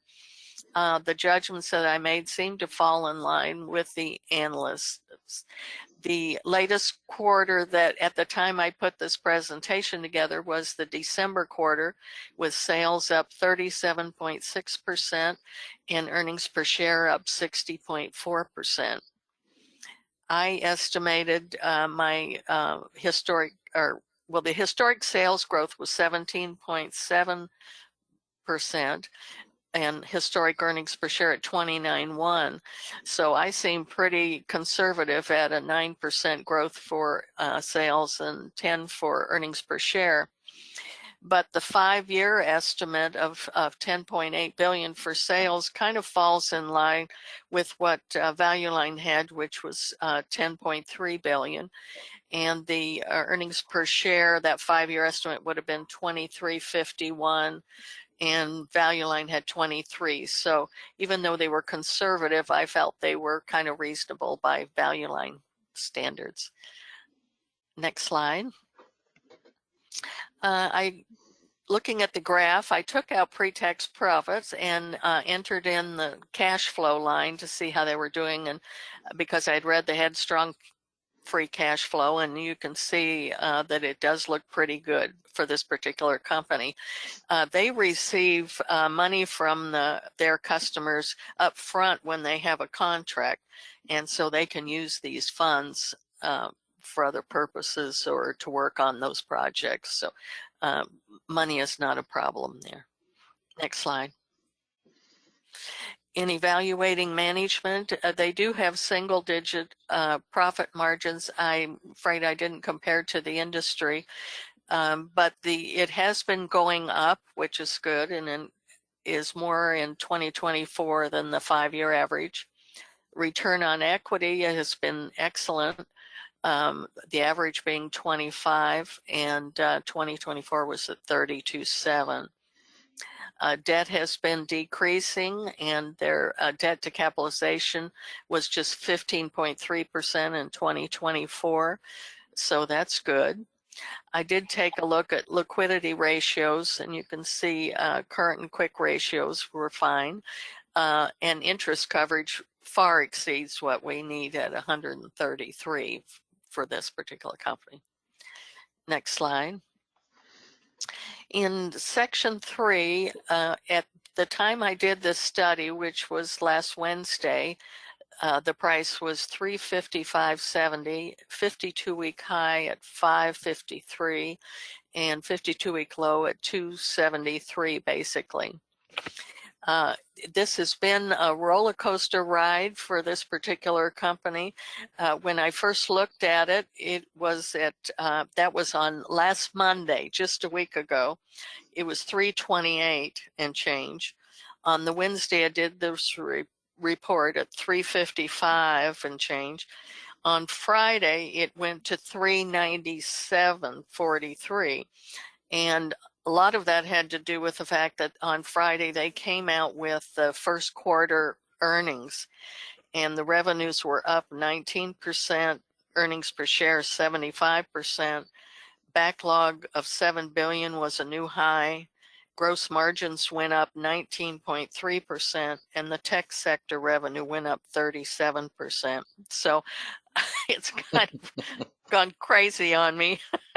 It did close today at 397.54, so it hasn't changed much. So, it does pay a dividend, but very slight one. They just pay out on average about 9.7% of the earnings. At the time of this study, the 5-year average PE ratio was 19.2, and the current was at 24.3, obviously a lot higher than that now. You can see the last 3 years, the PE ratios, the highs have been higher and the lows have been higher. Next slide, please. I went ahead and estimated 26 for my high PE and my low PE at 15. The average is about 20.2. Value Line's average was at 20, or 22, I'm sorry. So I'm a little conservative there. The projected high price was $611, and that was kind of right in line with Value Line.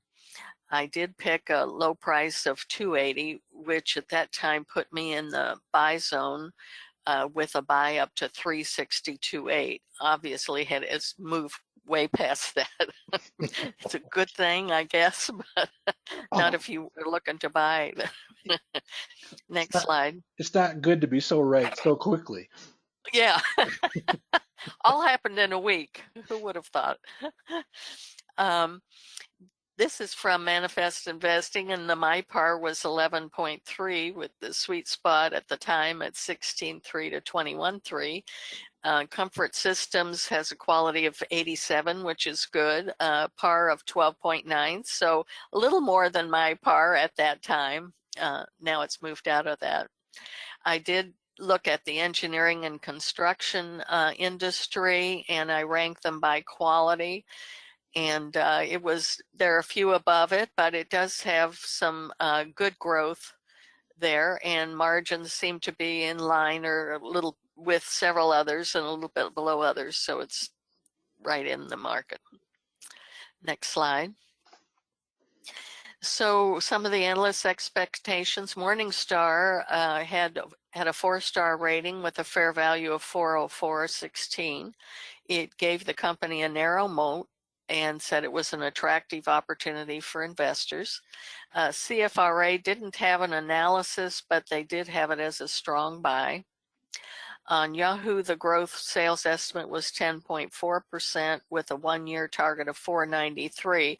At 355, that would have been a 38.5% increase, but obviously now that's not true.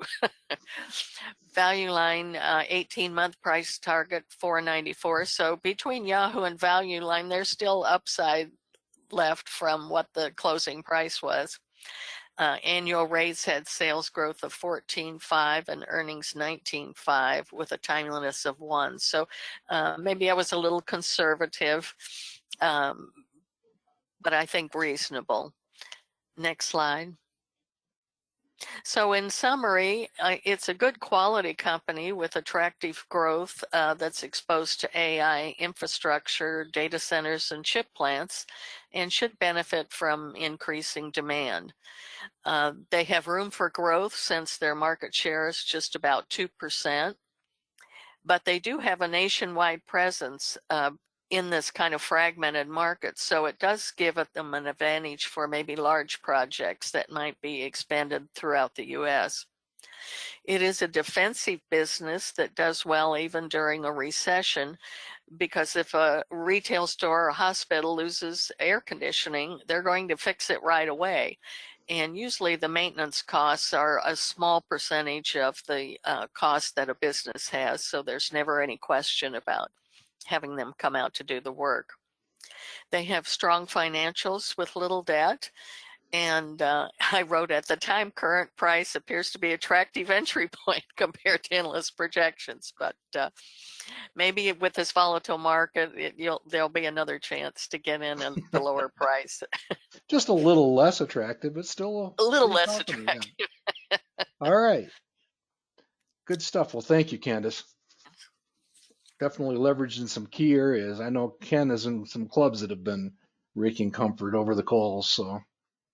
Oh, really? Hopefully, his clubs were in before that.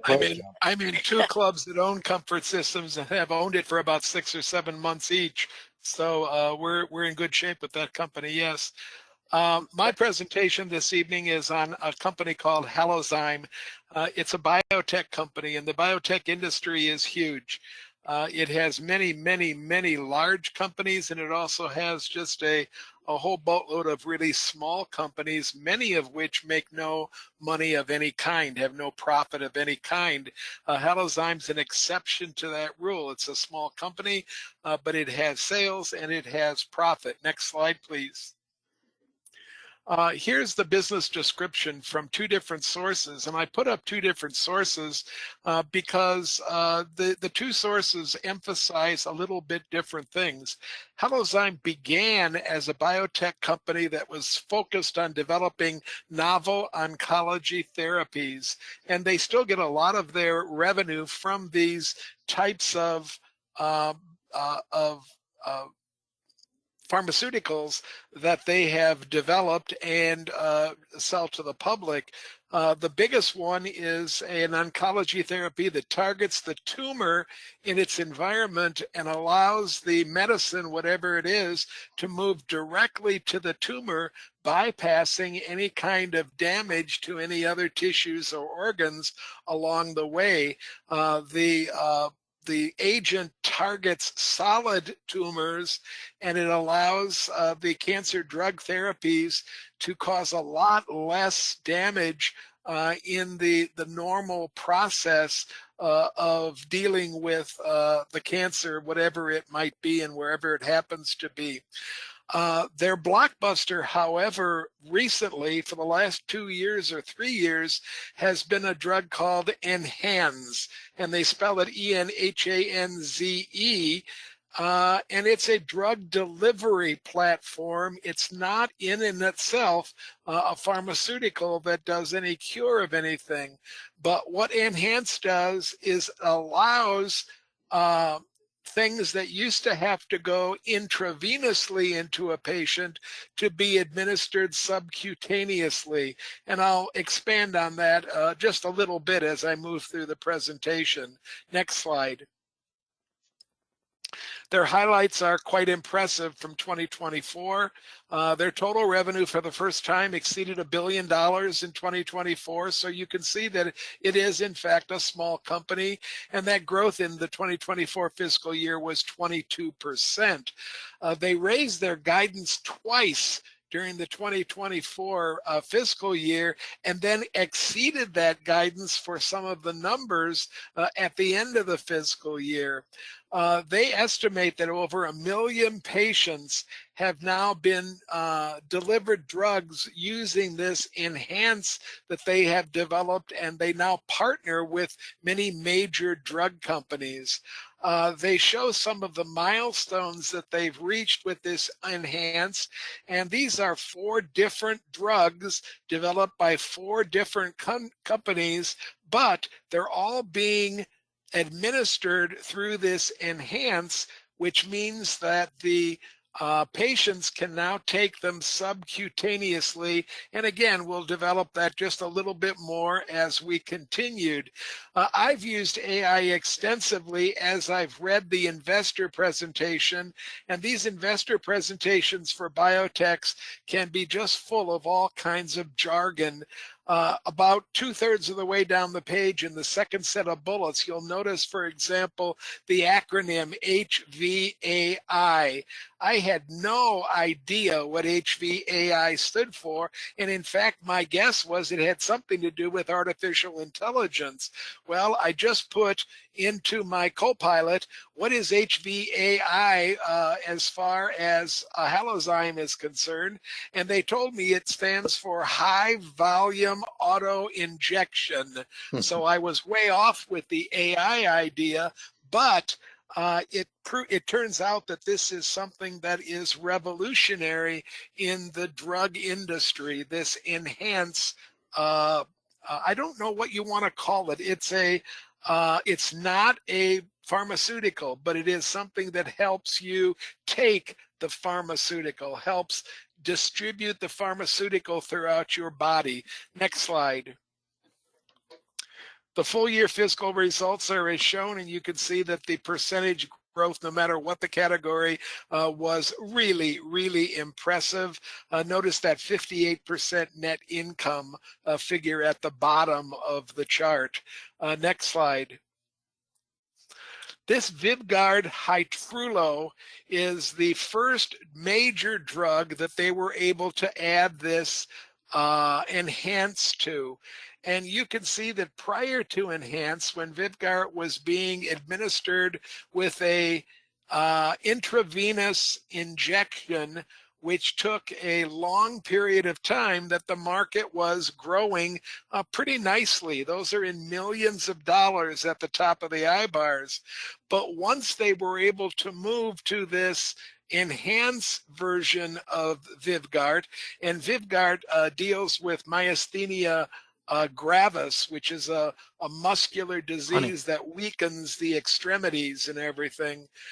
You can see that the I bars have now changed to billions, and you can see the potential market for this is 6 times the amount of revenue that this company had in the last fiscal year, which was just over $1 billion. So there's a huge market for this kind of injection rather than an infusion.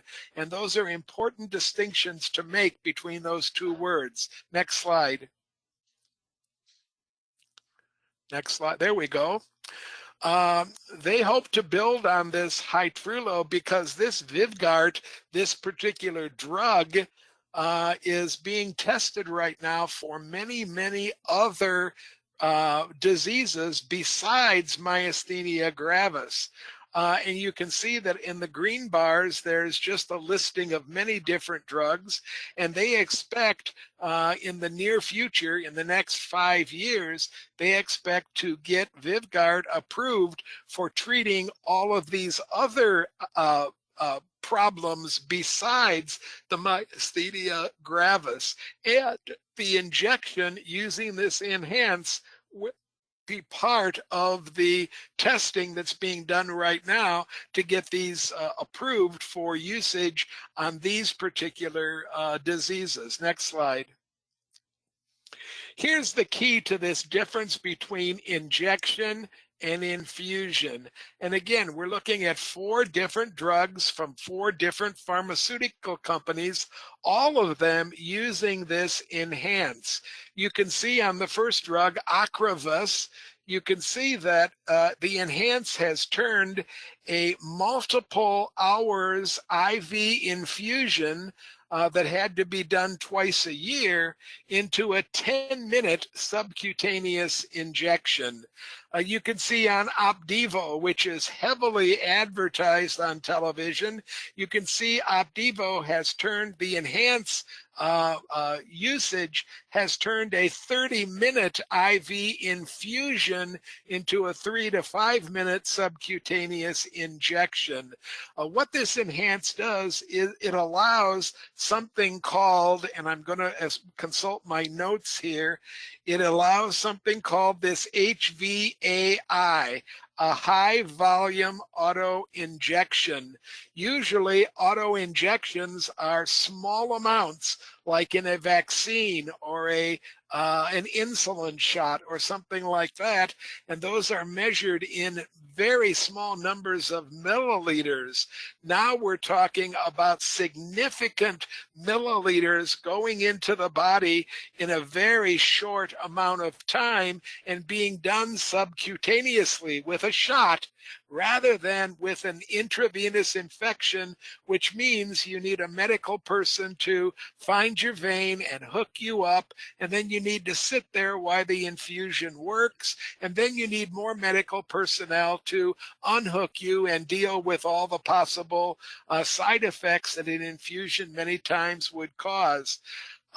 What the expectation is by using this enhance, they are going to improve the costs of these injections, and they're going to improve the patient comfort and the patient convenience and the patient health by using the subcutaneous injections. Next slide. Multi-year guidance is robust, to say the least. The company is guiding out from the end of fiscal year 24 to the end of fiscal year 28, and they're showing growth in triple digits for royalty revenue, adjusted EBITDA, total revenue growth of 77%. These are extraordinary growth numbers for this very small companies, and this would be growth in 28. This would be 10 years after Enhance was first launched as a product. So the growth for this Enhance product has been phenomenal, and it has a huge runway to be used in all kinds of future drugs to save patients time and energy and money when it comes down to the healthcare system. Next slide. This company has also not been widely discovered by the analyst community, and up until very recently, it's been trading at very modest prices, and the company has taken advantage of that. You can see the numbers of shares that the company has repurchased from 2019 through 2024, the dollar amounts, and they've done a good job at repurchasing stock at a buy on a stock selection guide. And I really think that's important when companies do a purchase. Keep in mind that $31, which is the average purchase price they paid for those shares during that 6-year time period. Next slide. Morningstar gives this company a narrow moat, and they explain what a narrow moat means, and I've captured that. They consider the company, which is currently trading at $60. Remember, I just told you that they were purchasing shares at 31, so they were doing a good job of purchasing shares while they were a fair value or a good value. Morningstar still thinks that there's a lot of movement in the price to be had between around $60 up to around $75 to get to a fair value price. They feel it's undervalued right now and give it 5 stars. Next slide. My sales growth judgment is in line with historical numbers, and it's also in line with the Zacks ACE number, and it's in line with some other research that you can pull from the web in different places. Notice the Morningstar projections for sales and earnings. Those are those open dots up there on the graph. I'm only showing the graph since the pandemic, as the company was extremely small prior to the pandemic. And like many, many small companies, the line looks like a roller coaster prior to the pandemic, but you get past the pandemic and you get this growth trajectory beginning, and by all projections, it is seemingly going to be continuing. I have 20% earnings growth as well, a very high profit margin, although many biotechs carry a really high profit margin.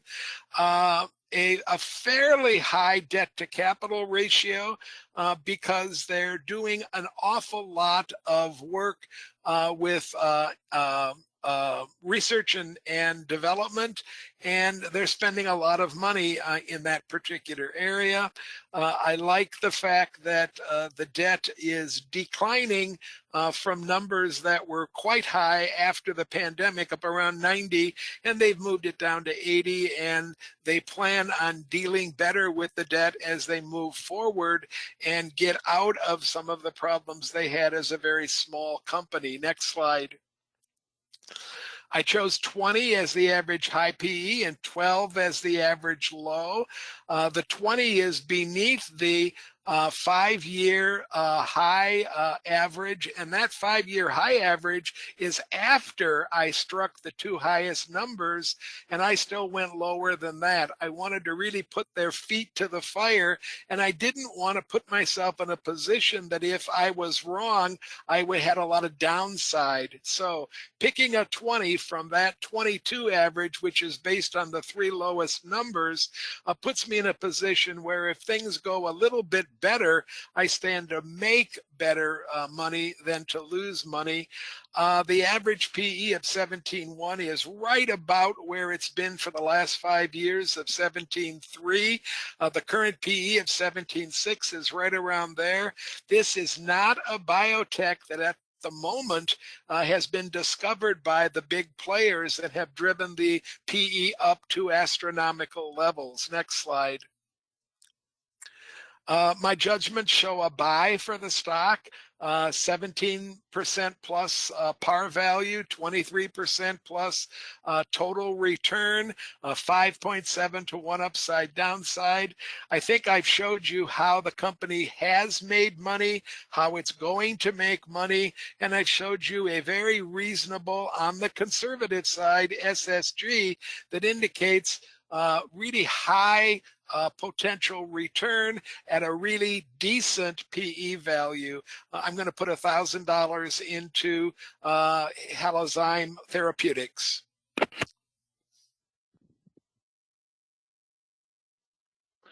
Thank you, Ken. And we will move forward. Cy wanted to point out that, many times on the roundtable, ideas are borrowed from people who have made them in the past. So we'll let Cy give us this little reminder here. All right, begged, borrowed, or stolen. Is that?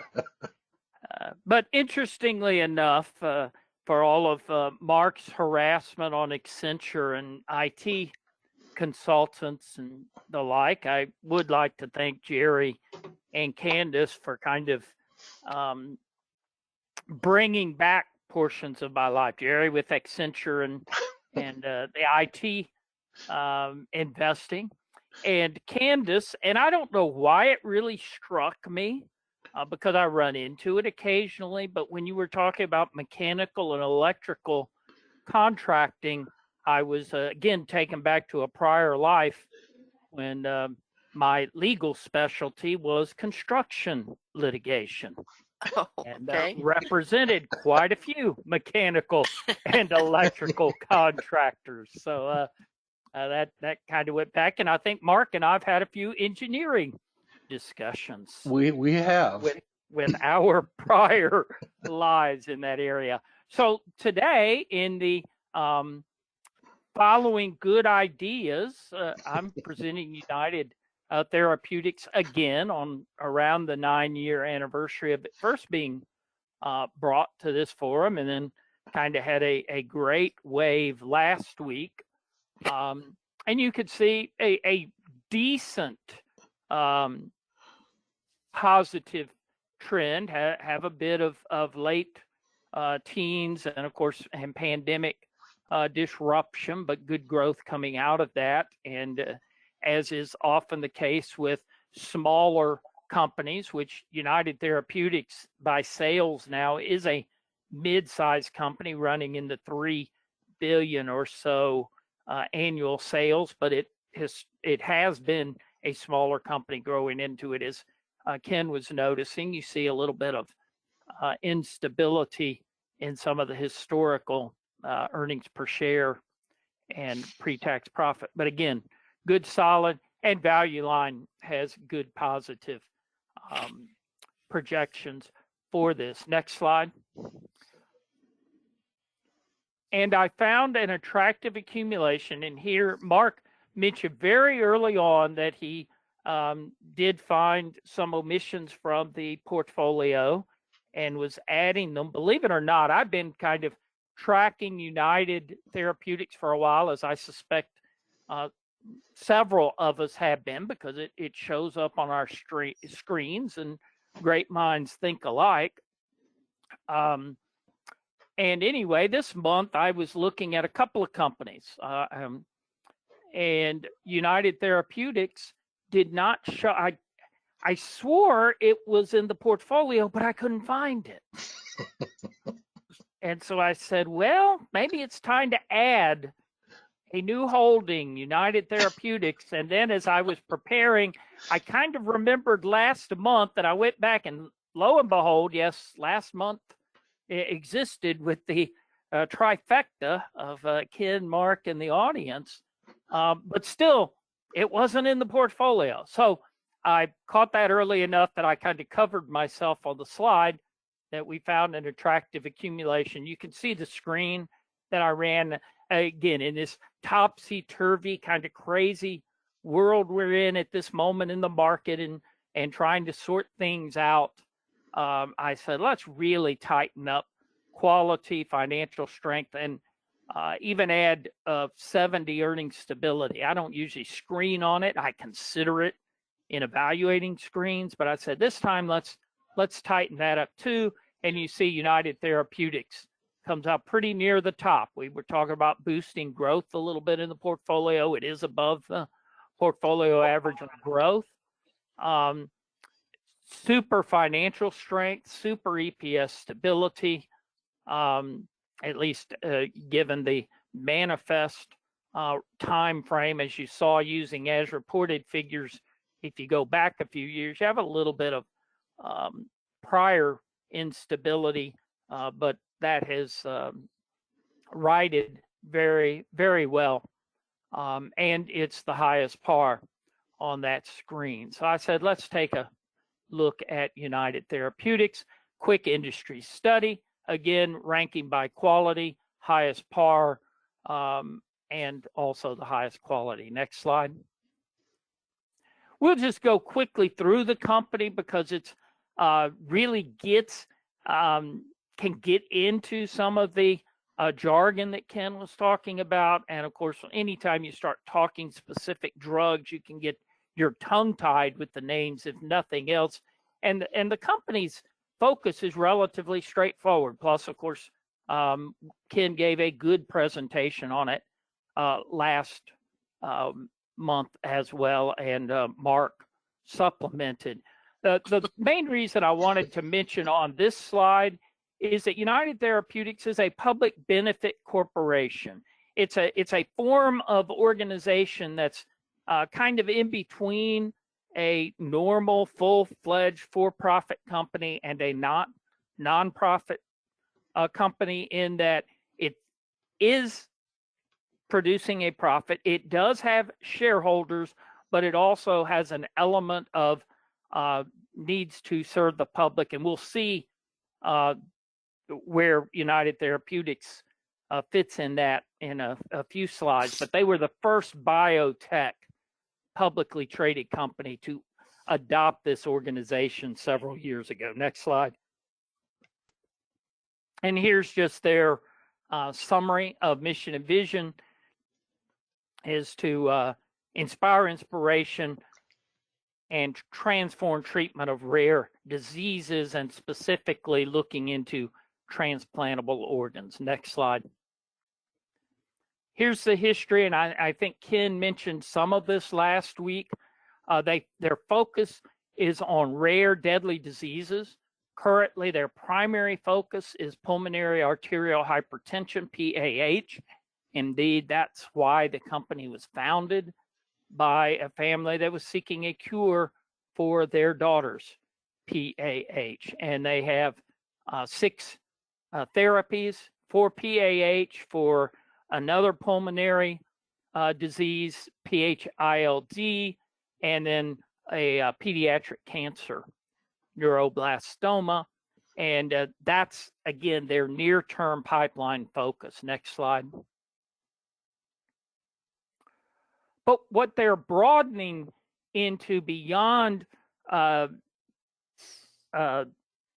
biotech treatments for these 3 or 4 diseases and others, that in stage the patients need organ transplants, and there's a shortage of organs. So United Therapeutics is seeking to expand in the area and work with non-human transplantable organs from other animals, but in particular manufacturing organs.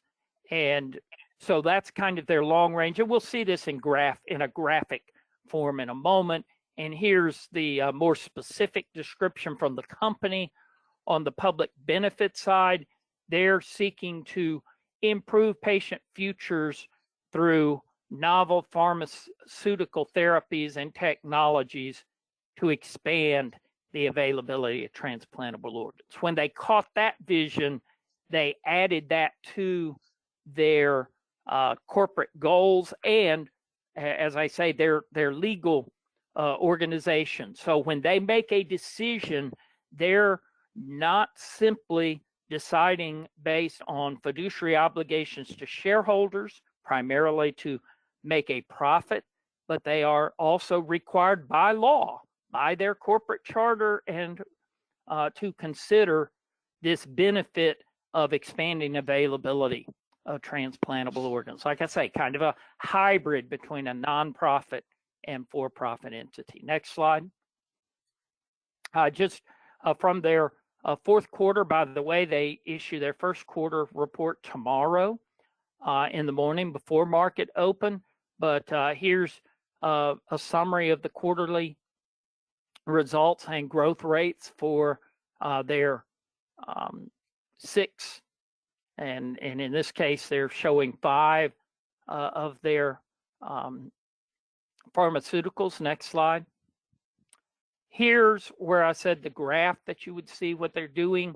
They have a commercial portfolio of these 6 FDA approved drugs, and then they're seeking to innovate into related biotech, again, medications in the PAH, the pulmonary arterial hypertension area. But then what they're expecting long range to be their big explosion or revolution for both serving society, but also serving shareholders is the organ alternative area. And this just kind of gives you a chart on that. All right, next slide. And again, now we'll put some of the actual drug lingos. You can get the slide from this presentation if you want kind of size non-AI summary of the presentation, but also go to United Therapeutics website and you can get the full quarterly report, or after tomorrow, get the first quarterly report that will give you a little bit more in depth on each of these particular I want to say treatments, but medications primarily moving into the organs. Next slide. Just again, a summary of the historical revenue growth, very strong revenue growth over the last 5 years at 19%. And this slide does show you kind of the breakdown on which medication was the fastest growing or the biggest share. And again, Tyvaso is the biggest chunk of their revenues currently and was among the fastest grower over this 5-year period. Next slide. Again, just another little bit look of where you notice that they are market leaders in their areas. Again, these are relatively small markets of relatively rare but very serious diseases. So you really want to be the market leader. And these 4 are major leaders in each of their prescribed areas. Next slide. And shifting, here's what kind of really drew me to United Therapeutics. Our best idea for the month. Well, there's been a world of difference since the end of March roundtable and this month's roundtable, where we had much disturbance in the market, and we don't know. There's levels of uncertainty going forward. So again, just really tighten our focus on quality, and you can't get much better quality than this chart from Manifest gives you. Next slide. And here are my judgments and bottom line. Very honestly, given again the uncertainty and kind of my perspective coming from uncertainty, I started with relatively conservative thoughts on the company, and as I looked closer, I decided to be slightly less conservative because I thought I was overly conservative. But notice, you'll end up noticing that I still end up leaving significant room for positive surprises. I didn't actually realize until I saw this chart. I did something preparing actually a few moments before the program tonight, just reviewing my slides, that I don't think I have ever seen recently a preferred procedure where I ended up with everything at the default. And actually, I'm wondering if that sales default carried over because from my prior judgment, because I don't think that's the historical sales growth. But the other things, as you see, I did take the 5-year average expense which is a bit below the current, but I'm very comfortable with. Shares outstanding really haven't changed a whole lot, so I left them alone as well. And same thing with taxes. Next slide. And here's where I ended up with the judgments. I got about a 14.2 annualized rate of return at a 17 times high PE, and a using average PE similar to Value Line's return calculations and the manifest par calculations, I get a 13.5% return. Manifest is carrying a significantly higher potential return based on higher growth, around 12%. A little bit higher profitability, not a huge difference, and also higher PEs. And that was probably the biggest difference I saw in my judgments once I boosted the sales growth a bit,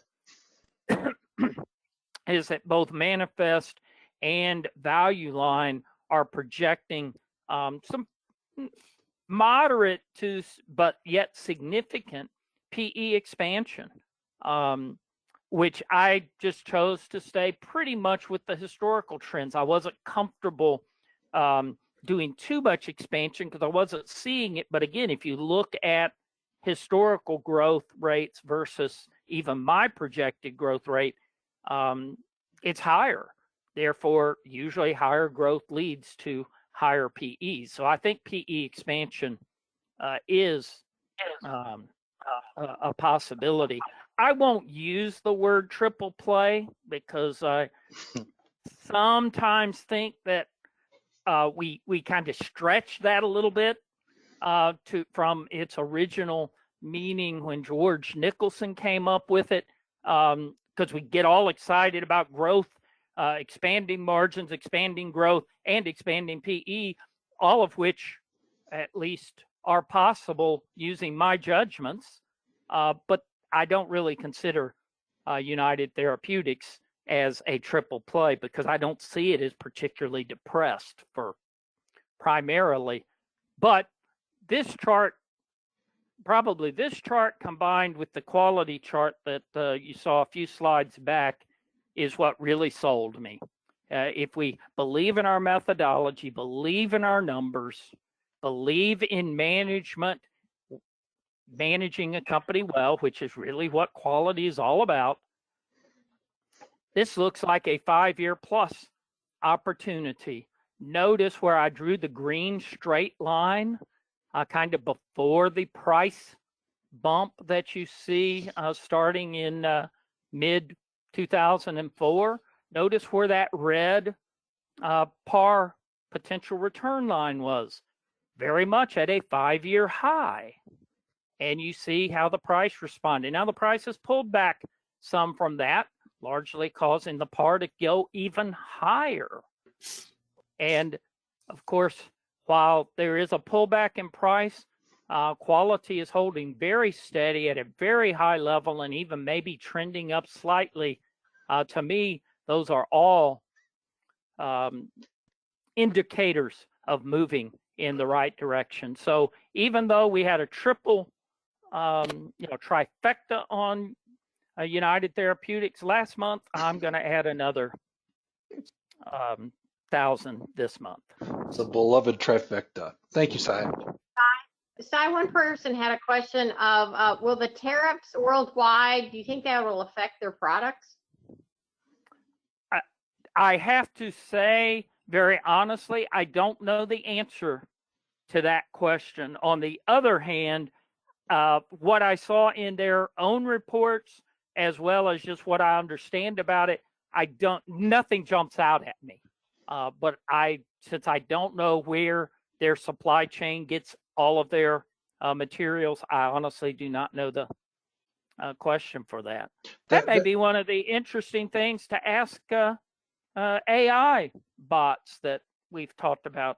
See what kind of answers we get. Oh, not just United Therapeutics, but kind of educate them on tariffs. And that subject will probably come up tomorrow at their conference call. I suspect it will.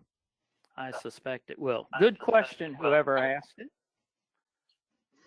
Oh, Robin asked that question. Yes, Well, thank you, Robin. We're going to give everybody a chance now to tell us which one of the 4 companies they think is the best. So the poll is open. We'd love to get 80% of you voting if you possibly could. So help us out, folks. Pick one of the 4 companies. If you really don't like any of them, pick none of the above. And we'll see where we go for an extra $1,000 in this group of 4 companies. Accenture, Comfort Systems, Halozyme Therapeutics, and United Therapeutics. We're up to 2/3 of you voting. Let's try to get it up to 85, 90% if we can. We just went over 75%. All you have to do is press a button, or if you have a touch screen, I think you can even touch it and vote. 80% many times as long as you're voting for the right stocks. I think once you touch it once, it freezes, though, so you can't do it more than once. But the spelling's a little better this week, so Kevin Gologlia will have no standing this month. Well, that's because the poll wasn't done in the last 8 seconds before we launched it. So I see you left Generac off and Mark. Yes, I did. Yeah. So I'm going to kind of count to 10 backwards in my head here. We're up to 85% voting. I'd love to get a few more votes in. Doesn't cost you a penny to tell us which one you think is the best stock in the group right here. So I'm going to close the poll, and I'm going to display the results. And we're going to add an extra $1,000 to Halozyme Therapeutics. You can see the percentages that voted. Halozyme got almost 50%, about a quarter voting for United Therapeutics, and then 11 for Accenture and 16 for Comfort Systems. Pretty. Candace and Jerry, it is a mid-Michigan crowd, so you have to keep that in mind. We're always battling the Kavula groupies. No problem. All of us are. Yeah, good stuff. Good companies all around. Some very compelling stuff. Just for fun, are we back to my screen, Ken? Okay, yeah, just 1 second. I can't remember the last time, Mark, that I owned 3 out of the 4 that we're playing with, and I actually own Comfort Systems, Halozyme, and United Therapeutics. So I'm very pleased that we're moving into my portfolio now. It passes the Kavula test. So I went ahead just for fun and asked Grok which one of these has the highest long-term potential, and Halozyme won. Oh, interesting. And again, this is someone wanted to know where did you hear about that stock? Good question. I did a screen. I'm I use a lot of screens, but I don't use very complicated screens. This came from the manifest screen. I think I asked for ones with manifest rank above 75, and that put it in the top quarter of the companies that were there. I asked for a high quality. I asked for a really good, solid sales growth and really good, solid earnings per share growth. And I tend to screen on earnings predictability as well. So I added that to my screen, and Halozyme came up with about 8 or 10 other candidates, and it was the one that I liked the best. It was also on one of Sai's slides that he showed, when he showed the complete industry for biotech. When he ranked those, Halozyme was about the 6th or 7th on the list there. Yeah, I like them all, and good stuff. All right, here is your reminder. Somebody had asked earlier about this, in the pre-session tonight on YouTube. If you just search Manifest Investing and Roundtable, you will actually see this session within the next day or so, as soon as I decode the traveling protections that are in place while I travel. But all of those sessions are available to you to grab a hold of. For future stuff, we do have Both sessions every Tuesday at 2. I also point out that the Breakfast Club is a Wednesday session. You can go to the Better Investing website, Heart of Illinois chapter, and that is tomorrow morning, every Wednesday. Ken and I will be at a breakfast event face to face, believe it or not, in Rochester, Michigan, 9:30 on May 10th. And we really look forward to that. Of course, the May Roundtable is coming. The NAIC National Virtual Convention is on June 7th and 14th. And Cy and I will both be participating this year in the Georgia Investor Fair, and that's out in August. I should indicate, Mark, that the virtual convention is going to kick off with a stock panel, a Let's Talk stock panel, and Cy and you and myself, as well as Betsy Wills and Robin Ware and Pat Donnelly will be on that kickoff Let's Talk stock panel. They're always very they're a lot of fun to do, and they give some pretty decent ideas along the way. So if you're interested, get some registrations going for the NAIC virtual convention coming up. Yeah. And with that, we will thank Jerry and Candace. And this is, my wife grades my cover slides. And she can be a tough grader, but she gave this one an A+. She thought that was fun, and that's from a year ago. Well, thank you so much for doing the special session for our chapter. That's great. You're We most enjoy it. welcome. Well, If we're you enjoy it. always glad to cooperate with our sister chapters throughout the country. And like I indicated before, give us a nod if you'd like to put something together with your chapter. If you're from outside of mid-Michigan, we've been doing this for a long time. We're kind of informal, but we certainly have a good time with each other, and we think that we're offering a decent service to our community as well. Thanks for coming, folks in the back room. We really appreciate all of you. Mark, a special thanks to you as always, and folks in the audience. We wouldn't be doing this if we didn't get a nice audience every single time. So thanks for being here this evening, and we hope to see you a month from now. Last Tuesday of the month, it'll be 8 p.m. and it'll be the Mid-Michigan Roundtable once again. Good night, everybody. Good night. Thanks all. Good night.